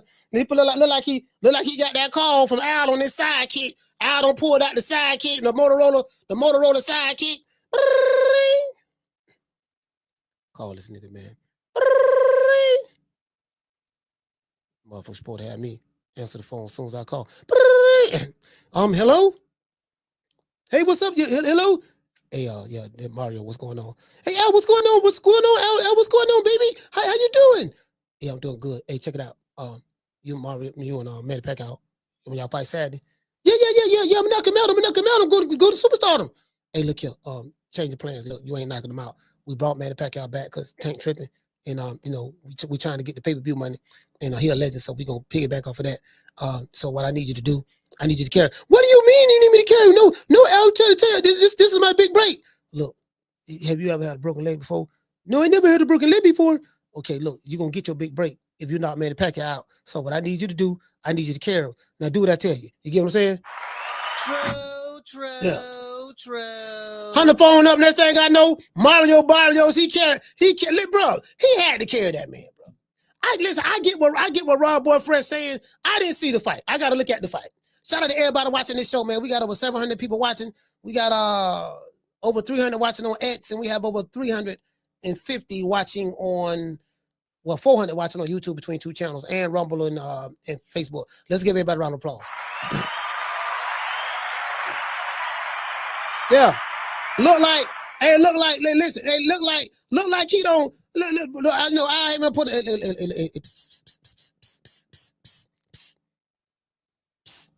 Get there. What's going on? What's going on? Psst. Who's that in the bushes? You know. Hey, Mario. Al, is that you? Yeah, that's me. I never seen your face before. They say, come out, let me see you. Shut up. Look here, man. What I need you to do. Just listen to my voice. What I need you to do is yeah, I need you to Manny Pacquiao. We trying to get the butter from the duck. We trying to get the butter from the duck. So what I need you to do, I need you to we got to carry him. Don't hit him too hard. Don't hit him too hard. I don't care what your corner tell you. If your corner tell you to go for the gusto, you better do the opposite. You better do the opposite if you know what's good for you. He say, if you know what's good for you, you better do the opposite. You get what I'm saying? Next thing I know, Mario Barrios carried the man. Again, I haven't seen the fight. I ain't seen the fight. But I'm pretty sure that's how the conversation went. Yeah, I'm sure of that. Listen, I'm sure. I'm not sure. I'm sure. We did it first. Yeah. and we motivate even the greats. This is different. Yeah, I'm sure. You understand? Yeah, I'm sure that's how it went. Listen, man, come on, man. You miss, bro. Did he drop him? Did he knock the man? Did he hurt Manny Pacquiao any time in the fight? Did he wobble him? Did he make him do the wobble? Hold on, DJ say what DJ at? What DJ 95? DJ 95. What did he say, fam? He say Barrios didn't throw back because he was scared of getting caught. Okay, y'all heard DJ say, nah, he was scared. Coach, the man was scared, dog. Man was scared, man. I'm trying to tell you, man. Pac-Man still got it. Caller, what's your name? Where you calling from? Hey, man, it's Jet, man. I'm calling from Tampa, man. Jet from Tampa. Talk to me. Hey, what part of Tampa you from, brother? I want West Tampa. West Side. Okay. I'm from West Tampa. Talk to me. Hey, man, I just got a question. I just want to hear when I got the phone with you. I want to know, man, you think Joseph Parker got what it takes, man? You know what I'm saying? To get the old man up out of there, man. That's what I really, really want to know. Who got what it takes, man? Talking about to beat Usyk? Yeah, man. I want to listen to you when I get off the phone, man. All right, salute, fam. Here you go. Yes, sir. All right. Shout out to Jit, man, West Tampa. No, Joseph Parker ain't got it, though. Jit, I ain't gonna lie to you, brother. I don't think I like Joseph Parker. He's a good fighter, but I just don't, from a stylistic standpoint, this is the thing, right? Usyk is a very, like, he outthinks these guys in the ring. And he has crazy angles. So stylistically, and he has a lot more spring in his step. Now, Joseph Parker is kind of like, he can be an unorthodox fighter. I think he has Andy Lee, if I'm not. Does he have Andy Lee? I forgot who's training him. I think he's with Andy Lee, if I'm not sure. I think so. But yeah, Usyk angles, guard control. Like, if you watch any of Usyk fights, you notice he do a lot of fencing with the lead hand. He does a lot of fencing with the lead hand, the guard control. He'll put the bounce in there, and he does that with all of the bigger heavyweights because those guys are slow. They're big, but they're slower. Now Parker probably, I will give Parker a shot. Parker probably maybe can give him a good go because I think he's. I don't know how big Joseph Parker is, but I think he's smaller than Dubois. Of course, he's smaller than Tyson Fury, so he probably would, might do a little something. I don't know, but I just don't think, me personally, brother, I don't think he'll beat him. I don't think he'll beat him, fam. To be honest with you, I don't think he'll beat him. And what you say, Jamie say, he say Andy Lee's doing his thing. Somebody say Caballero maybe. You know what? Hey, Caesar, those big heavyweights, their size is a disadvantage to them against Usyk. Because they don't have the speed, and Usyk gonna keep making you reset. He works those angles very well, but he has a high ring IQ. Like, it looks like he's not doing anything, but then they say, pap, pap, pap. It just comes out. It comes out of nowhere. Then you watching him. Oh man, he ain't really doing that, man. What he doing? Pap, pap, pap, pap, pap. Boom. You don't hit the mat, and it's like where it came from. You get what I'm saying? So you have to be mentally locked in every second of the minute of the round when you box him. True. Do you think what I'm saying? When you box him, you have to, like, his ring IQ is there. Like, he's a highly intelligent fighter. His ring IQ is there, literally. You know what I mean? So, it's like, again, I don't know, man. I don't think Tony Parker will beat him myself. But again, just because I think it don't mean it's true. You know what I mean? It don't mean it's true. Hold on. Let me see what's up. Hold on. I'm trying to see, do I have some Lord have mercy, boy, this shit right here. Do I have? I thought I had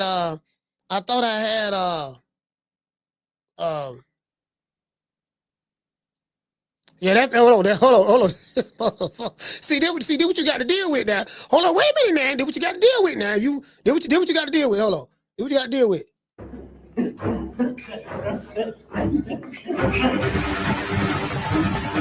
Of course, this is a highlight reel, but yet and still. You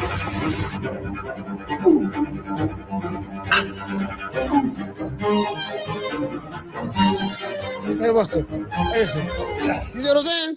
You see what I'm saying? Turn the music off. See what I'm saying? Motherfucker, like, yeah, man. See what you got to deal with now. See, Wilder wasn't doing deadlifts. He wasn't doing squats. He all that's flexibility and strengthening right there. Strengthening and conditioning, dealing with the flexibility and stuff like that. Man, you see what I'm saying? So you got, see this guy. He a Capricorn now. He a Capricorn now. This you cutting in right here now. Now you gonna have to. You get what I'm saying? Like, bro, you like, oh, yeah, you looking at this? Oh, what the hell he doing? What he doing? He doing stuff for agility, flexibility, strengthening and conditioning his core. You know what I mean, bro? Like, you got how many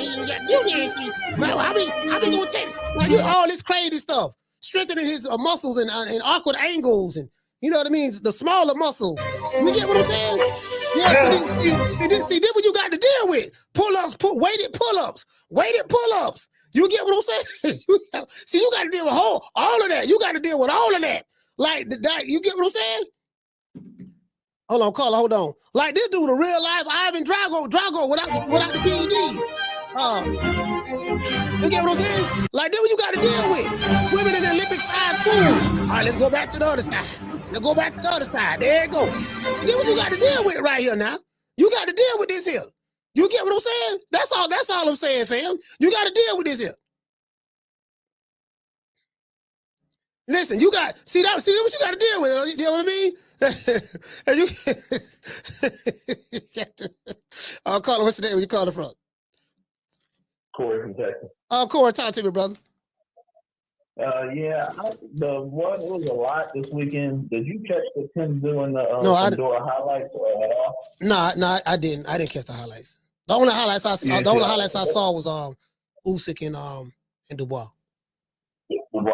Yeah, I actually out of all the fights, I like the Fundora one because it seems like Fundora switched up his game plan versus the other one where he was bleeding at.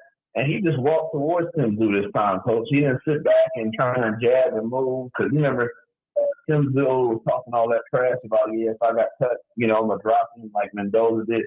And Fundora went in there, banged with him, dropped him in round 1, and then after round 7, dropped his ass again.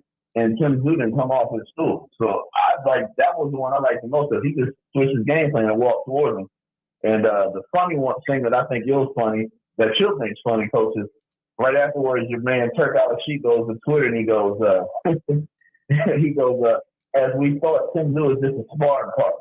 I about fell out my chair laughing. So that one was the one I liked this weekend out of all of them. Coach. That's all I got. And I thought it was funny what Turk Al-Sheikh said afterwards. That's all I got, man. All right, salute, fam. Shout out to Corey, man. Hey, yeah, dog. I see a nigga doing all that. I ain't gonna lie, bro. I'm gonna tell you, motherfuckers strong with the ox. Hey, listen. The dude. Hey, shout out to D Hall. Shout out to D Hall. Salute, fam. Hey.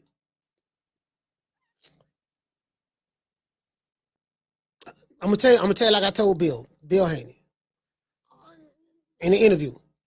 I don't know what y'all see in Brian Norman Jr. I don't know what y'all see. I really don't. But listen, that nigga strong as an ox.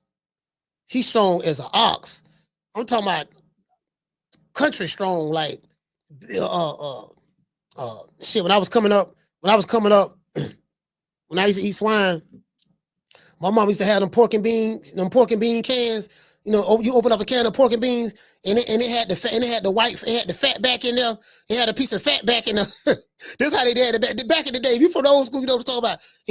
You had the pork and bean can. It had a piece of pork in there. It had a piece of the fat back in the pork and bean can, and that was a hard ass can. I say, boy, this, you know what I mean? Now, listen. Old school country training. Old school country training. I'm like, But this ball been taking the easy matches, fighting other balls. I say, boy, if they don't motherfucking this nigga here, boy. I'm talking about, man, shit. Hey, shout out to Lou Peters. this young nigga strong. All right, man. All right, man. Again, and hold on, check this out. Y'all check this out. To pivot a little bit. Shout out to Lou.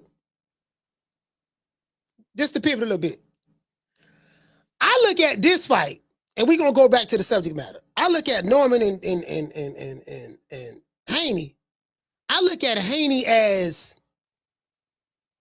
the Hollywood fighter. Came up round Floyd Mayweather Sr. and Jr. They got in the Sprinter van. Bill used to take him everywhere. He said, I took him to Baltimore to fight the box tank. We put hands and foots on him in Baltimore.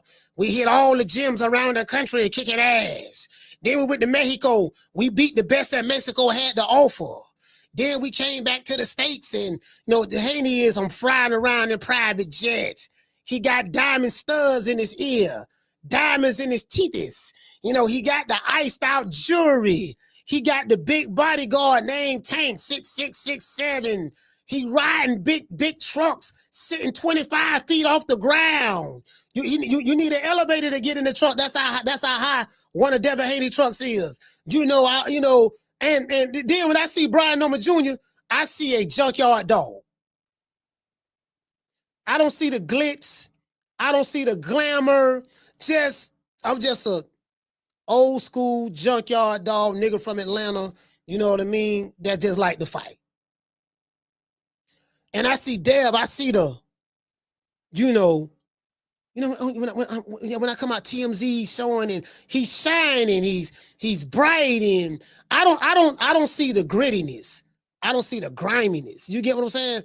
And again, I'm not, I'm just saying there's just two different contrasts between both of the fighters. That's what I noticed. You know what I mean? So it's like, okay, and so that's what makes this interesting as well. True. Hey, shout out to Willie Sumlin. What you say, Willie? What you say, bro? You say, cause my son like that can't even play with other kids. He don't know his own strength. He playing, they hurt. Hey, shout out to Jam Queen. She said, exactly, coach. I'm just, again, that don't mean nothing. That don't mean that, that Devin Haney ain't gonna win. I'm just saying, if I look at the image from an image standpoint, hair ain't cold, not nigga. I'm a junkyard dog, bro. I'm hungry. I'm rough. Rugged. You get what I'm saying? Like, I ain't gonna be no easy out for no nigga. You get what I'm saying? Like, this shit right here gonna be this shit. Hey, bro. And when I interviewed him, shout out to Tila. Was that Tila? Hold on. Was that Tila? Somebody said something.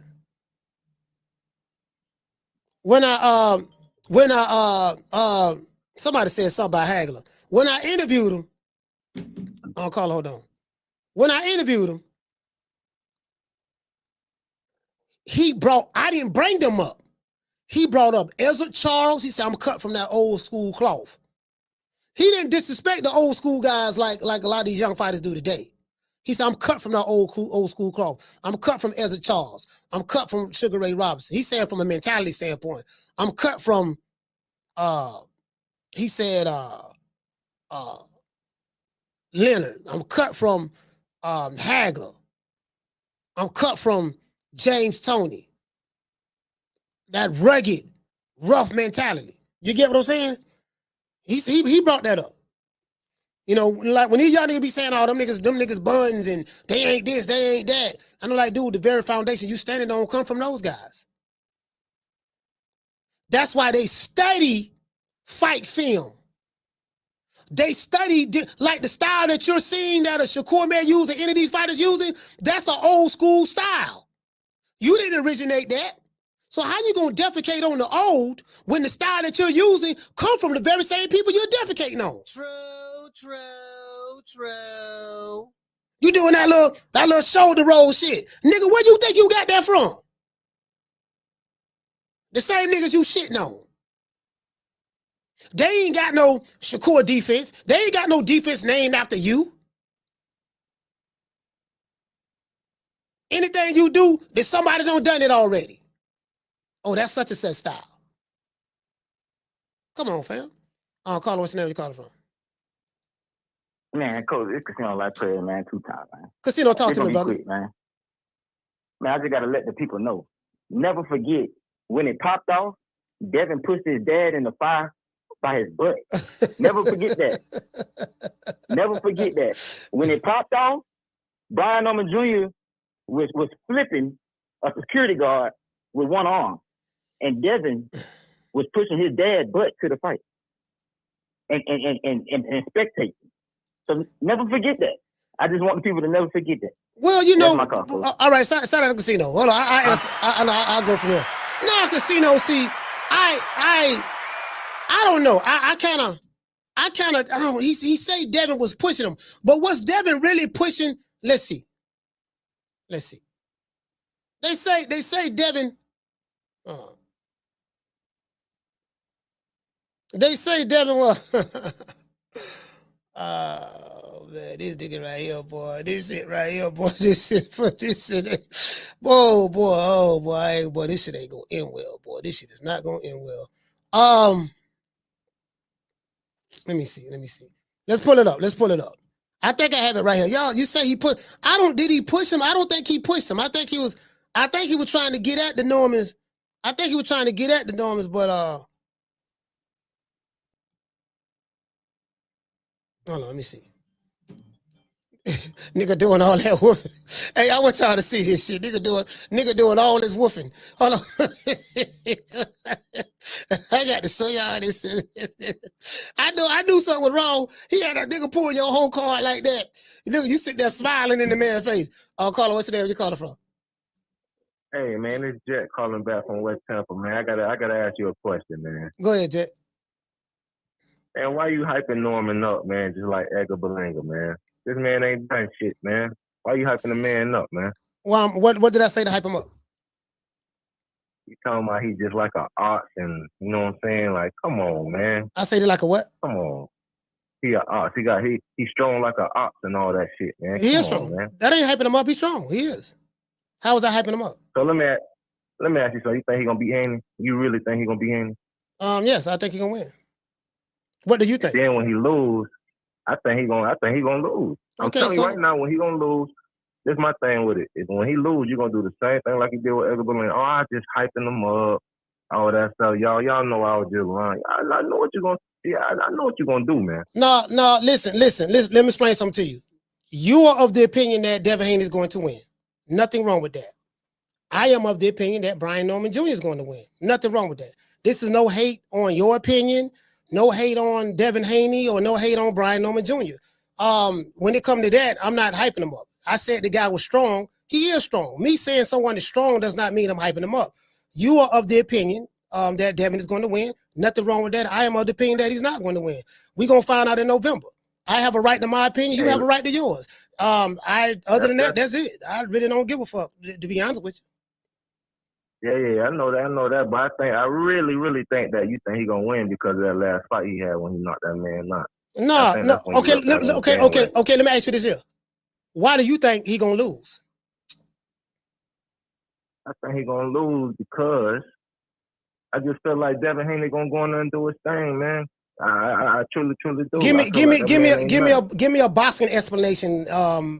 Instead of telling me how you feel about you gonna think he gonna do his thing. That's not the explanation. You going by how you feeling he gonna do his thing. Why do you think he gonna lose? Give me a boxing explanation. I feel like all right. My biggest thing is I feel like he ain't did nothing. That's all I'm saying. The man ain't really did nothing for y'all to be hyping him up like he's strong as an ox, he's this and that. Like, come on, man.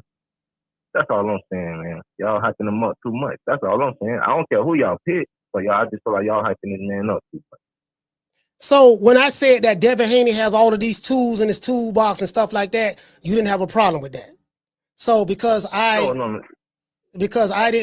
you feel I'm hyping him up, I'm really not hyping him up at all. I'm saying the guy is a strong guy. Terrence Bud Crawford is strong. Saul Canelo Alvarez is strong. Me saying a fighter is strong is not hyping him up. I'm giving him props on his strength. Does that mean he's going to win the fight? No.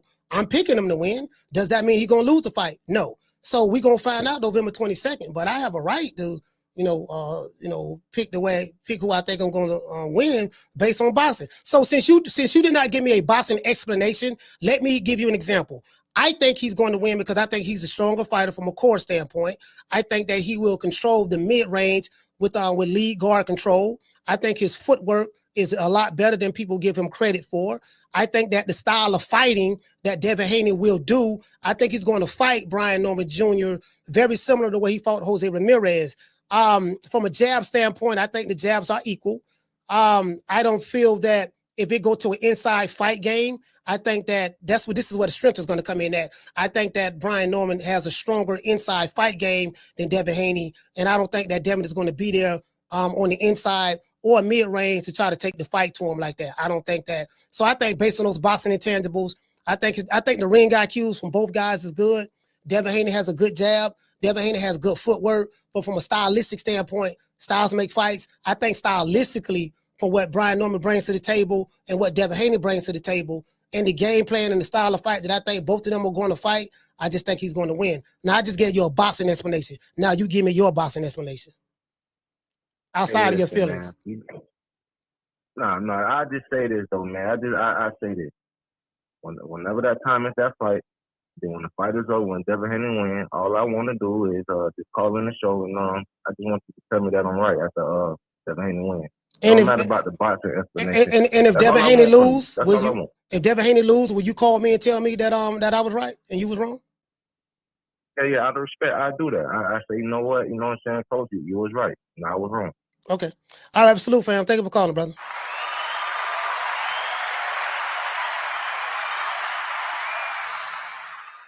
Yeah, so that's just the way I see it. And again, as I said before, I'm all right. I'm all right with Bill Haney. I'm all right with the Haneys. I'm all right with the Normans. I don't have a dog in the race. But from a stylistic standpoint, I'm like, man, I don't know what y'all seeing that dude right there. I just think stylistically, I think the fight is all wrong for him. I'm consistent. I'm gonna be consistent at saying that. I'm not gonna follow the popular opinion. I'm not gonna follow what other channels may say who may be influenced one way or another. I'm an independent thinker. That's how I see it. That's how I'm seeing it right now. Period. But hell, I said this before the interview, and I'm saying it after the interview. It hasn't changed, literally. Shout out to Skip. Say to Skip, what's going on, fam? He say men can come up with a solution well spoken. Yeah. Absolutely. You know what I mean? Caesar said y'all need to bet, put some money on the table. Oh, you know me, I'm undefeated. I'm undefeated on YouTube when it comes to betting and boxing. I'm saying betting money. I have not lost money yet betting on YouTube. The only thing is when I bet, and I tell everybody the same thing, make it light on yourself. When I bet, you got to put the bread up. I don't do air betting. I don't do no, yeah, man, you take my word, I take your word. No, we got to put the bread up. We need some skin in the game. That's the only thing. We got to November. So we got to November. So we got to November. You know what I mean? So, we got time for that. Yeah, I don't do the air betting. Your word don't mean shit to me. You know what I mean? I want to see the money on the wood. But yeah, anyways, hold on. Let's see this.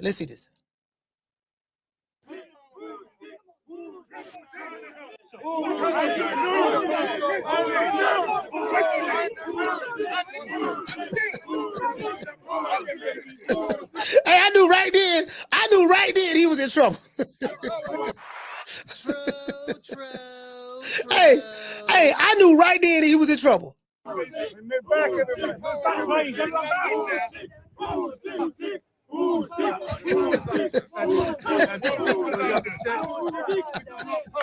Motherfucker smiling. Look at him, he's smiling. Hey, I knew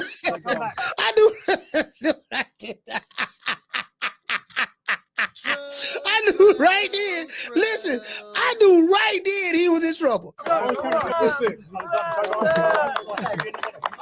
that. I said, this man finna get his ass whooped. I knew.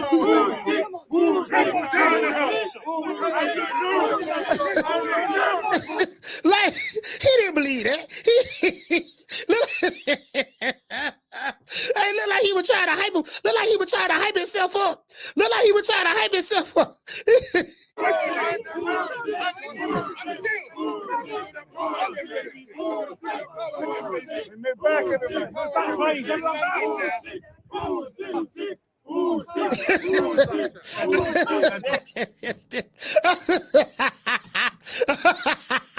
Hey, look here. Hey, look here. I knew right there. This nigga in trouble. He in trouble, dog. He in trouble, dog. I said he in trouble. Hold on, what? I said he in trouble, dog. It's over. It's over. It's over. It's over with, dog. He in trouble. This motherfucker right here. This motherfucker right here. He looks nervous, shaking like booty meat. He trying to hype it. Hey, he didn't sound convincing. He didn't sound convincing, fam. Man, I'm looking for that. Damn, I'm looking for that. Where the is this it right here?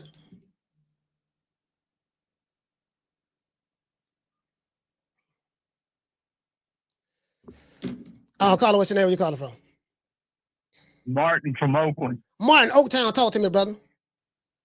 Yeah, coach. You know how you know Usyk a gangster, coach?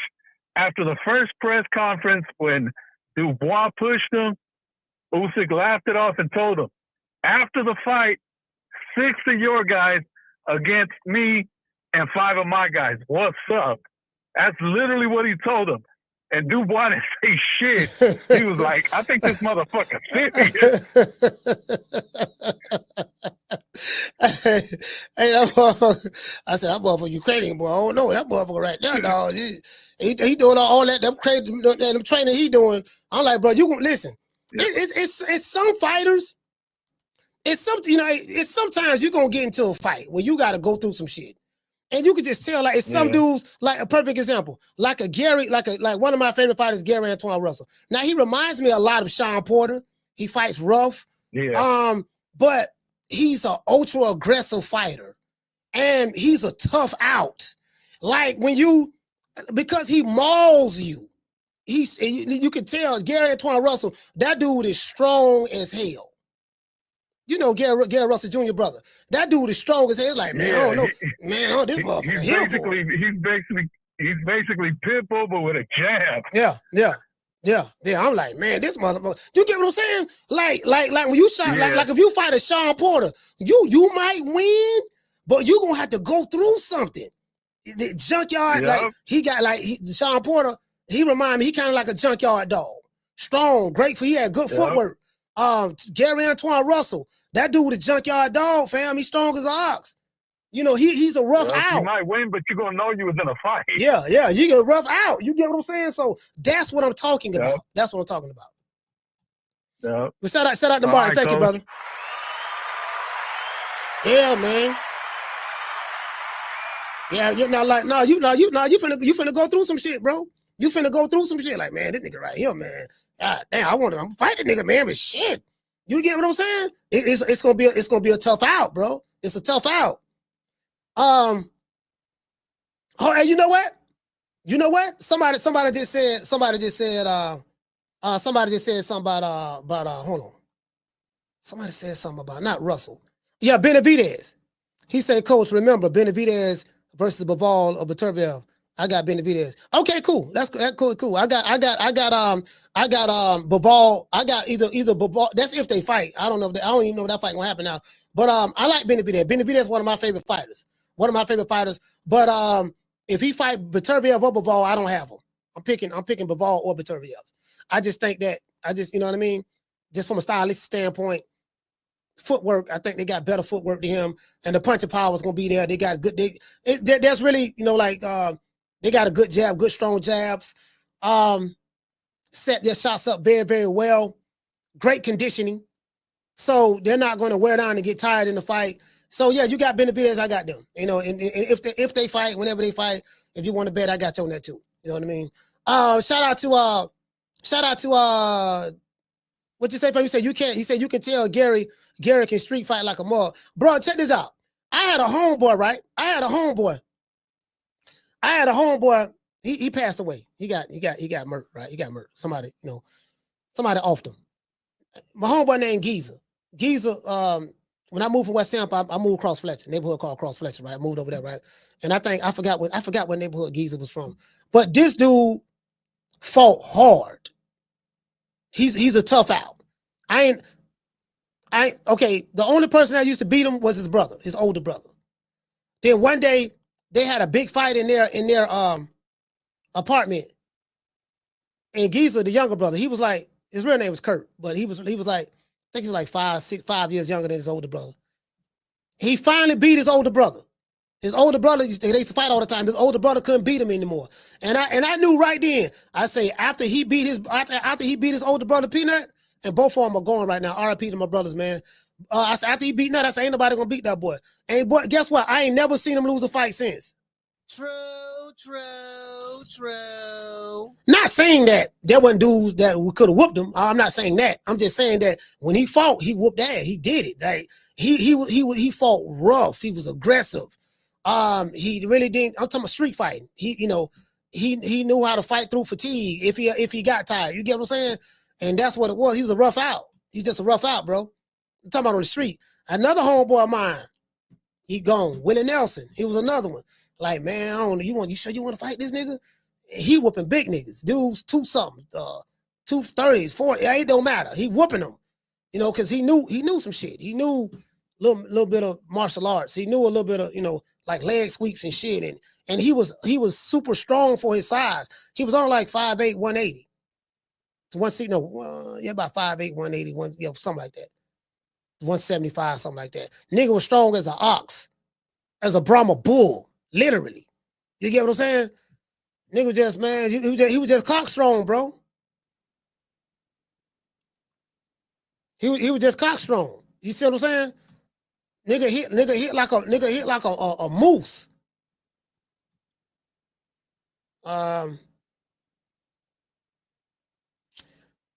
He said Benavidez really wants Beterbiev.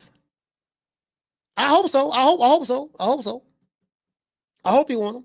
I damn so wouldn't mind seeing that fight. Because guess what? From a Bishop Bullwinkle, from a stylistic standpoint, that fight don't go 12. True. In my opinion. True.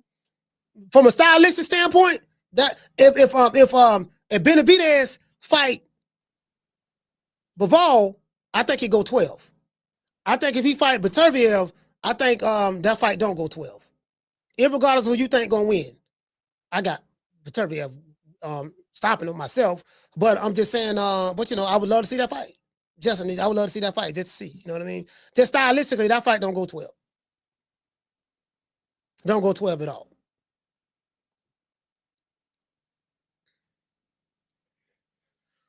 Detail the two say Benavidez got too much energy, coach. I mean, we'll see.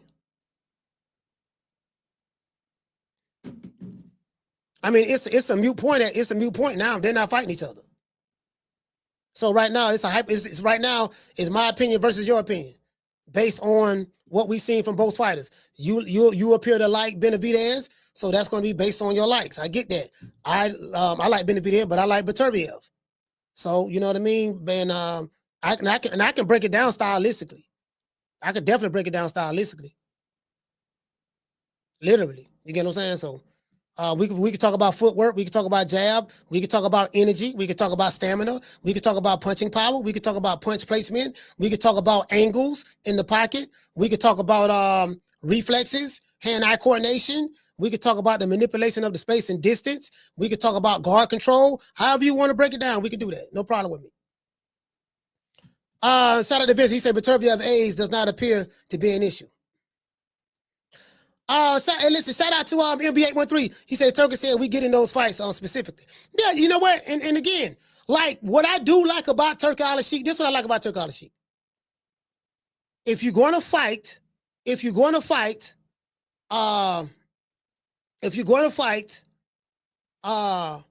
for Turkey Al-Sheikh, you got to fight the top guys. You're not going to be able to say, okay, pay me $20 million or pay me $15 million for a tune-up fight. You're not going to be able to say, pay me $6 million or $7 million for a tune-up fight. No, if you telling me this nigga is He-Man, he better be fighting Skeletor.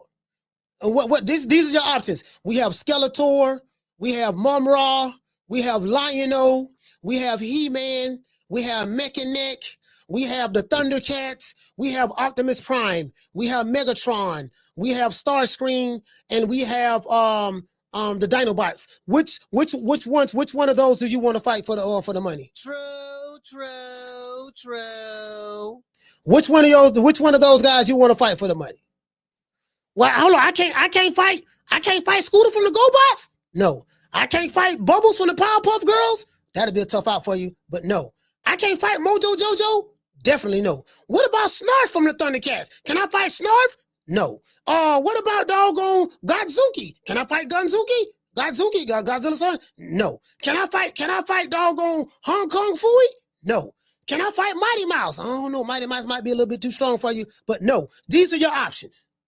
If you want my money, this is who you're going to have to fight. No easy touches. True. Yeah, no easy touches. That's what I like about it. No, you got the Waller. But Turby Evans Befall gonna fight. No, what I like about it is no wrong sides of the street. What I like about it is you ain't got to call nobody. What I like about it is you with the Road Promotional Company. I'm the A side. 60-40, 70-30, 80-20. Take whatever we give you. Do y'all remember that? Do y'all remember those days? I used to play this clip. All the time from doggone Errol Spence and I forgot the dude's name. But I used to play this clip all the time. I know you once said, hey, look, if we fight, it's going to be either 70-30, 80-20. What was that? Man, I was when I said posturing or what was that? When did I say that? You know, that was. Yeah, I said it on my girl Instagram. Yeah. What's going? But I was playing. Hey, man, nobody taking no 80, 20, 70, 30. Yeah, I was playing. I was like, because I was like, it's gonna be 60-40, and I was like, yeah, he keep playing crazy. It's gonna be 70-30 or 80-20. Yeah. But yeah, I was playing. Like I was serious about that, man. Like people can't take jokes. Yeah, you get what I'm saying? So them days over with Turk on the sheet. Caller, what's your name? Where you calling from? You the last call. It's CJ from the 504, Coach. CJ, talk to me, brother. What's up with you, bro? I'm good. Hey, so Pitbull Cruz couldn't stop a man on a 1 day notice, right? He fought Salcido on a 1 day notice. Salcido was the guy that Chris Colbert fought from Pro Box. Mm-hmm. He was the guy from Pro Box. I guess he ended Chris Colbert's career. But yeah, Pitbull couldn't get the man out of there in 1 day. In a 1 day notice, I haven't heard anybody say anything about that.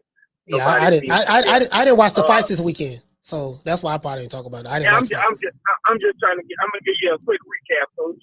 Tim Tszyu is finished. That boy, I told you his chin was trash. He has no skill whatsoever.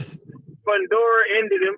I knew after that Bachram fight, after Bachram did what he did to him, when you get hit like that, man, and you just keep getting dropped repeatedly, that's the definition of not having a chin. Tim Tszyu don't have no chin whatsoever, man. Fundora showed that after Tim Tszyu got knocked down again in the first round. And he quit in the corner on a stool. After he went around, he went to the corner and quit. He said, I don't want no more. I can't take any more of these punches. Barrios, oh my God. Horrible, Coach. Absolutely horrible. Manny Pacquiao basically 1 round by just being, in the last, what they call it? They call it shoe shot in the last 10 seconds. Yeah, when you steal around. Yeah. Ray Leonard used to do that sometimes too. Camacho used to do that. Pacquiao was stealing rounds. Yeah, Manny Pacquiao was stealing rounds on Barrios by shoe shot. And Barrios was waiting on him. He wasn't ever first. Manny Pacquiao was first in everything. It looked like when Barrios wanted to control the tempo of the fight, his jab was landing all night, but he just refused to throw it. Yeah. He lost that fight, man. Barrios is not that good, Coach. And man, much props to Usyk, bro. Usyk is a dog, man. And I think Daniel Dubois, I think he could bounce back. And I think he's only like 26 or 27 years old. Yeah, he's like 27. And I can see probably he's still a young man. He's gonna learn from those losses. and I could see Daniel Dubois probably in like another 2 to 3 years. I could see him and Moses Atama. I could see those two guys kind of battling for like heavyweight supremacy. Yeah. That dude, they're coming. That Moses dude, I like him. He real nice. He coming. But Brian Norman, Devin Haney. If Brian Norman could make it an inside fight and make Devin Haney fight him, I got Brian Norman stopping Devin Haney. But if Devin Haney can control that range and distance, and box, keep Brian Norman guessing, outside, if he could keep Brian Norman on his toes and keep him from engaging and just coming in, see, Devin Haney has to have enough power. He got to have enough pop in his punches to keep Brian Norman honest. I don't know if he got what it takes to keep Brian Norman honest, man. That's going to be dangerous on Devin Haney part. Well, according to Bill Haney, Devin Haney has a lot of tools in the warehouse, and he gonna pull the tools out. So we gonna find out. Maybe he got tools that ain't nobody seen before in the history of boxing. So we gonna find out. That's what his daddy say. So we gonna find out. Yeah. Well, that's true. That is true. Now, Coach, Devin Haney does have some damn good tools in his toolbox. We've seen the boy box at a very high level, but against Brian Norman, against these welterweights at 147. The most important tool is going to be some pop on them damn punches to keep these people from knocking you upside your damn head. But we're going to see, man, November 22nd. And I got Bud doing what he do against Canelo, man. Boxing is exciting right now. Thank you for the call, Coach. All right, shout out to CJ 504. Yeah, he got the tool. He said, you got the warehouse. You got the warehouse now. You got the warehouse. So I'm like, man, you know what I mean? It is what it is. So anyway, I'm gonna drop this interview. I'm gonna definitely drop this interview because I asked him some good questions in here, man. And shout out to Miss Black Panther as well. Shout out to Miss Black Panther. She was right there. Miss Black Panther was right there. She was right there. So yeah, man. But yeah, it is what it is, man. We gonna find out. Again, we gotta. I don't even really want to really talk about that fight too tough because it's such a long way from now. It's like this is what going. So we going into. So this is still July, August, September, October, November 22nd. Is that a week before Thanksgiving? Let me see. What day does no Thanksgiving fall on? Thanksgiving 2025. Oh, Thanksgiving is November 27th. Thanksgiving is November 27th, so that fight is going to be on Saturday. That fight going to be on a Saturday. Yeah, that fight going to be on a Saturday, if I'm not mistaken. So, yeah, Thanksgiving fall on the 27th. So, yeah, right before Thanksgiving. Right before Thanksgiving, everybody get a chance to spend time with their families and go eat some turkey and all that stuff there. Let's give everybody a round of applause.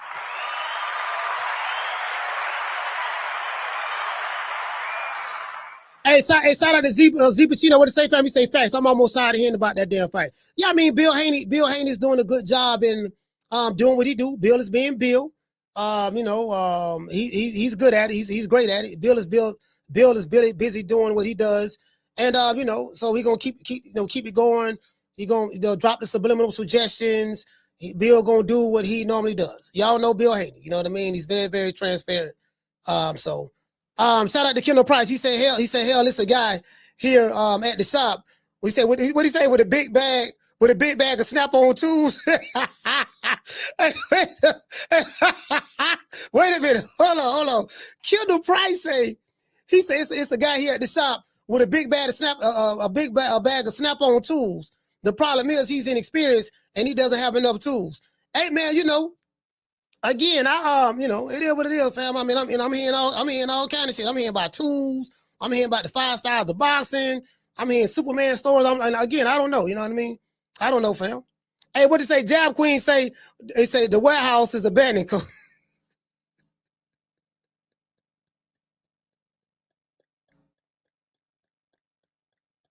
Hey, Jab Queen. I was listening to man, hold on, let me pull this up. Oh, you did a live Saturday. Let me pull it up on my phone. You did a live Saturday. I was just listening. I didn't leave no comment. I did leave a comment. I think I did leave a comment. Listen, you had a panel. You had a panel too. Hold on. Let me pull it up. Let me see. I'm trying to see what.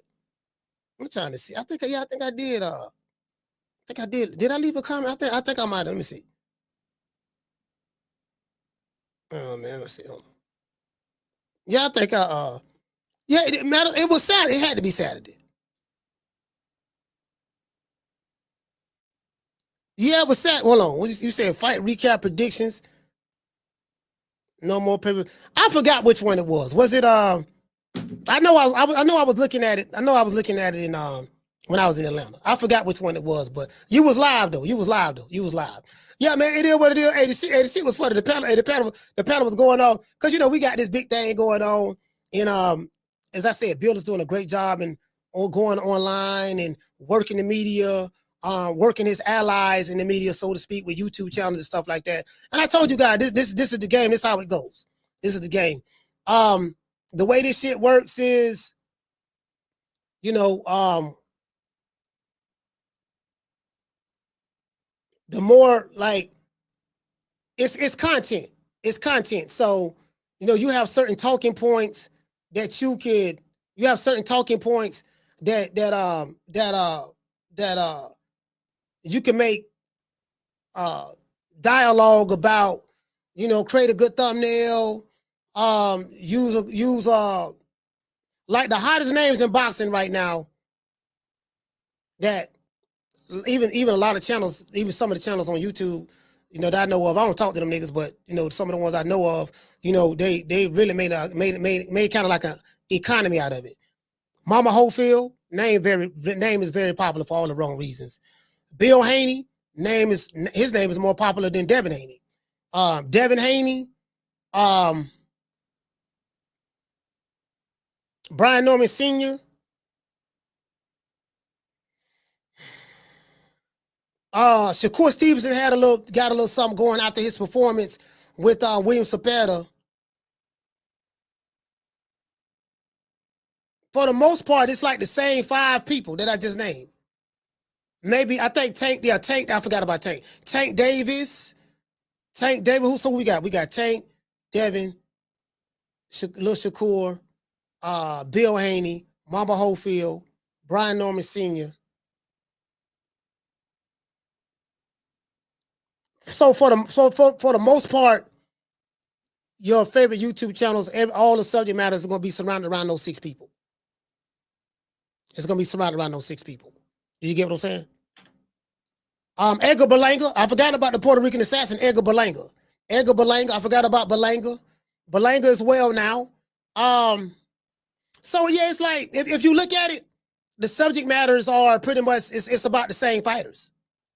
Hey, Z Pacino, listen, Z Pacino, look at it. Just look at it. Just go on YouTube, type in boxing or whatever and see. You're gonna see the channels. Like, again, I could do an audit. I can audit even my channel. I can audit anybody's channel on YouTube and just tell you what it is. I'm good at this shit. It's very, very simple. You get what I'm saying? So, shout out to James Ross. He said betting good when the money's on the wood. Yeah. The money. If you're gonna bet, the money got to be on the wood. I also saw a clip where Super Matias looked like he slapped Teofimo Lopez. That's what it looked like. It is what it is. Y'all know what time it is. We're going to dedicate this show to my dog, Booger Ray Leonard. Make it last. Make it last forever. Don't let I love me.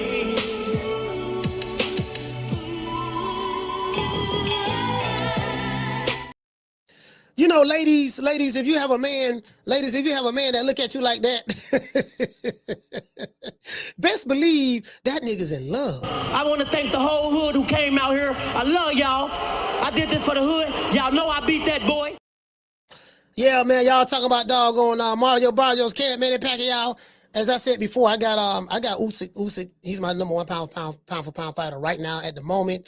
Pound for pound is subject to change. If Terrence Bud Crawford can beat Saul Canelo Alvarez, he will, in my book, me personally, will replace Usyk as number 1 pound for pound. You know what I mean? So pound for pound is subjective, but You don't just stay there just to stay there. It's going to be all depending on who you fight, when you fought them, what was the accomplishment at the time, the significance of the fight as well. You get what I'm saying? So I'm just saying for me, that's how I look at it. As I told you guys, I got a boxing criteria. My boxing criteria is, I should know my shit by heart. Hold on. My boxing criteria is very simple. I'm the only YouTube channel that has a boxing criteria. My boxing criteria is what's the level of competition, who you fought, how many top 10 fighters have you fought, did you dominate the weight division if you was there for a long time, how many career defining fights have you had, meaning big fights, and did you fight the best in your division? That's an old school boxing criteria that I have. True. And I have the commandments, the 13 commandments of the boxing gods. My criteria is not based on popularity. I don't give a fuck how many times the YouTube channel make a video about the nigga. My criteria, I have a real boxing criteria. That's why when the brother Jit called from West Town, we would have talking about how he feel. I'm like, you know, how you feel is how you feel. I can break it down from a boxing standpoint. Because I watch boxing. And I know what I'm looking at. And when I make a decision, it ain't based on emotions. It ain't based on I don't like this nigga, I don't like that nigga, or I'm in love with this nigga. It ain't based on that. I'm gonna look at a boxing breakdown from a stylistic standpoint. That YouTube shit based on feelings and emotions, how I feel about this nigga. I don't give a fuck about your feelings. When I make a prediction, it's based on boxing. I don't care about the daddy. I don't care about the mama. I don't care about the sister. I don't care about the brother. I don't care about if he got a Lambo with thigh doors. I don't care if he got diamonds in his teeth. I don't care if he buying jewelry from Benny the jeweler. I don't care if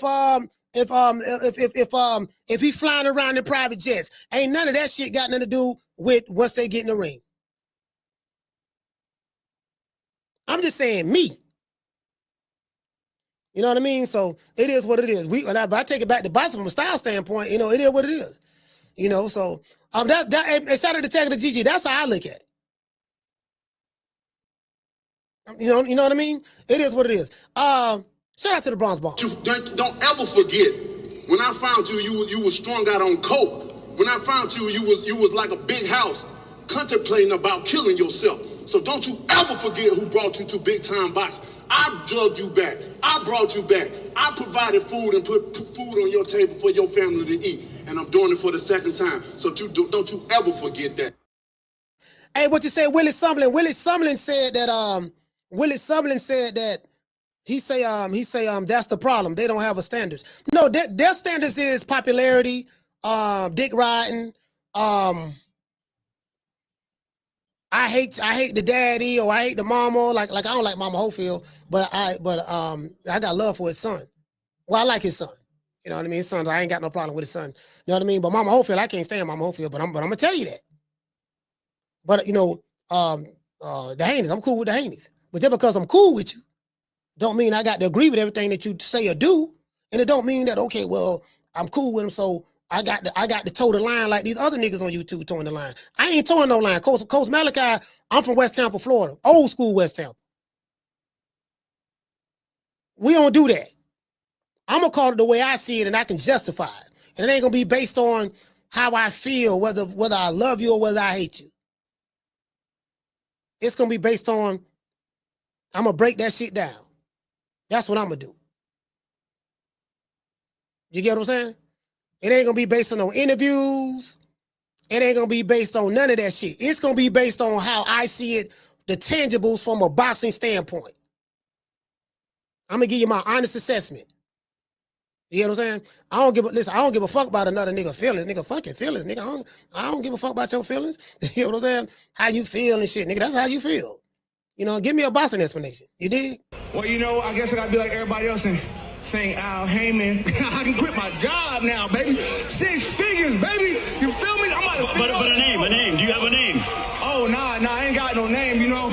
Name them names, man. They know who they is. Name them names, please. The names need to be named. They know who they is. The Mexican monster. Doggone it. What you say, fam? Doggone it said you can disagree with somebody, but respect, they stand on the subject matter. Yeah, you know what I mean? But as I said before, I'm always gonna bring it back to boxing.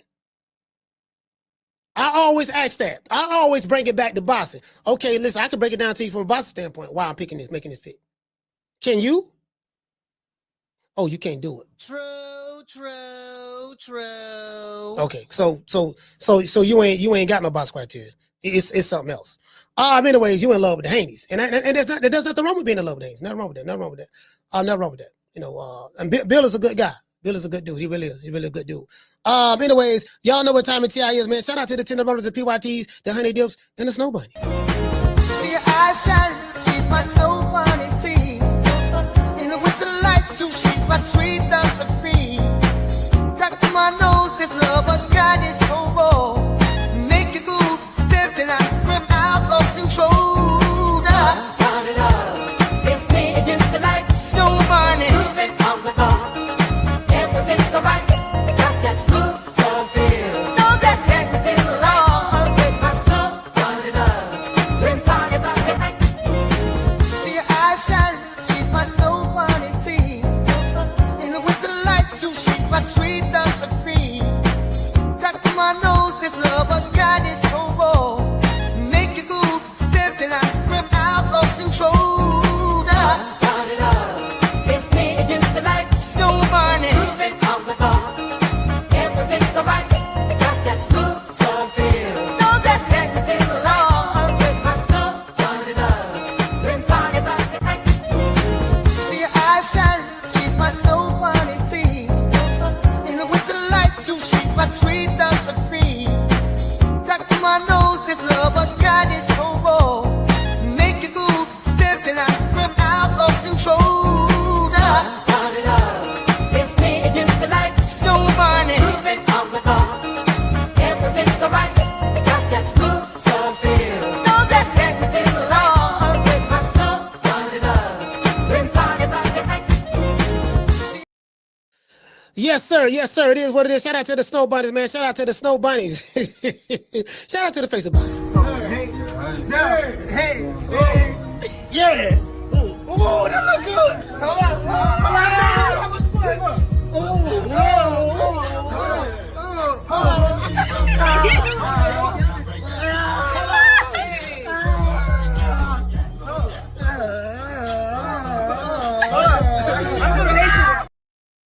Yeah, you know, y'all see Usyk. Y'all tell Oleksandr Usyk he got to know how to do it, baby. Tell Oleksandr Usyk he got to know how to dance like that. When he know how to dance like that, then he can get on the pound for pound list. True. Hey, shout out to Texas. Hey, shout out to Jab Queen, Miss Black Panther. Listen, when Oleksandr Usyk learn how to dance like Javante Tank Davis, Africa, and Adrian the Problem Broner, when he learned how to do that, then I will put him on the pound for pound. True. Now, what that got to do with boxing? Nothing. It ain't got nothing to do with boxing. But that's what talking to some of these niggas, like they ain't got a boxing criteria. So it's about popularity with them. The nigga popular, you in love with him, you might like his teethis, whatever the case may be. I'm like, you get what I'm saying? Like, there's like right now, me personally, I'm just being honest, like I don't the modern day social media boxing fan, I don't take them serious. I don't take them serious. You know what I mean? Like I don't. Yeah, so yeah, R.I.P. to Malcolm, man. R.I.P. to Malcolm Jamal Warner, man. Man, that's fucked up, dog. That man died young, got 54. I wonder what happened to him. I'm gonna go look it up. I'm gonna go look it up after the show. It is what it is, man. Y'all know what time it is. I'm gonna give everybody a shout out after these messages.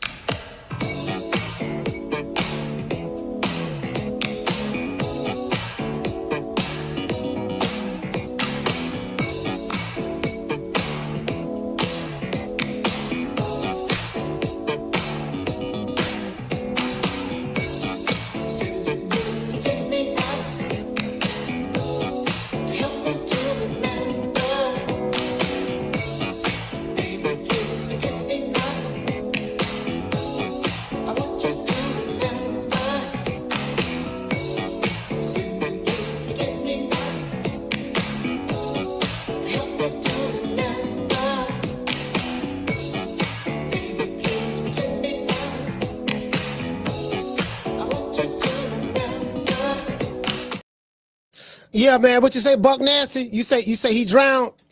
Damn, that's messed up, dog. Damn. Shout out to CJ from the 504. Jab Queen. Miss Black Panther. Shout out to New Country. SP got beats. Legacy Mindset. IBS. Shout out to Mika Lovem. Shout out to the Cardenas.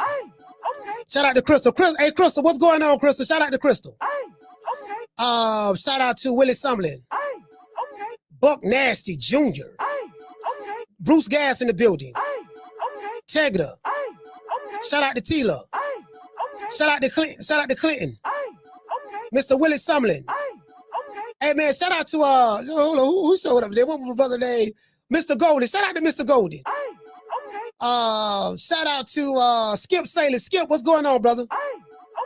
My main man Damien Bennett, in Baltimore, stand up. The Cardenas. Doggone it. Salute, fam. Let's see. Who else we have? Your name, Degante. What you say? Degante Cobbins. I thought I would call you doggone it. It's Degante. Hey, is that like Devontae? Is that like Devontae from Jodeci? Hey, what Detail the Truth say? He say niggas be having hate agendas. AAD. And listen, if they have hate agenda, there's nothing wrong with that.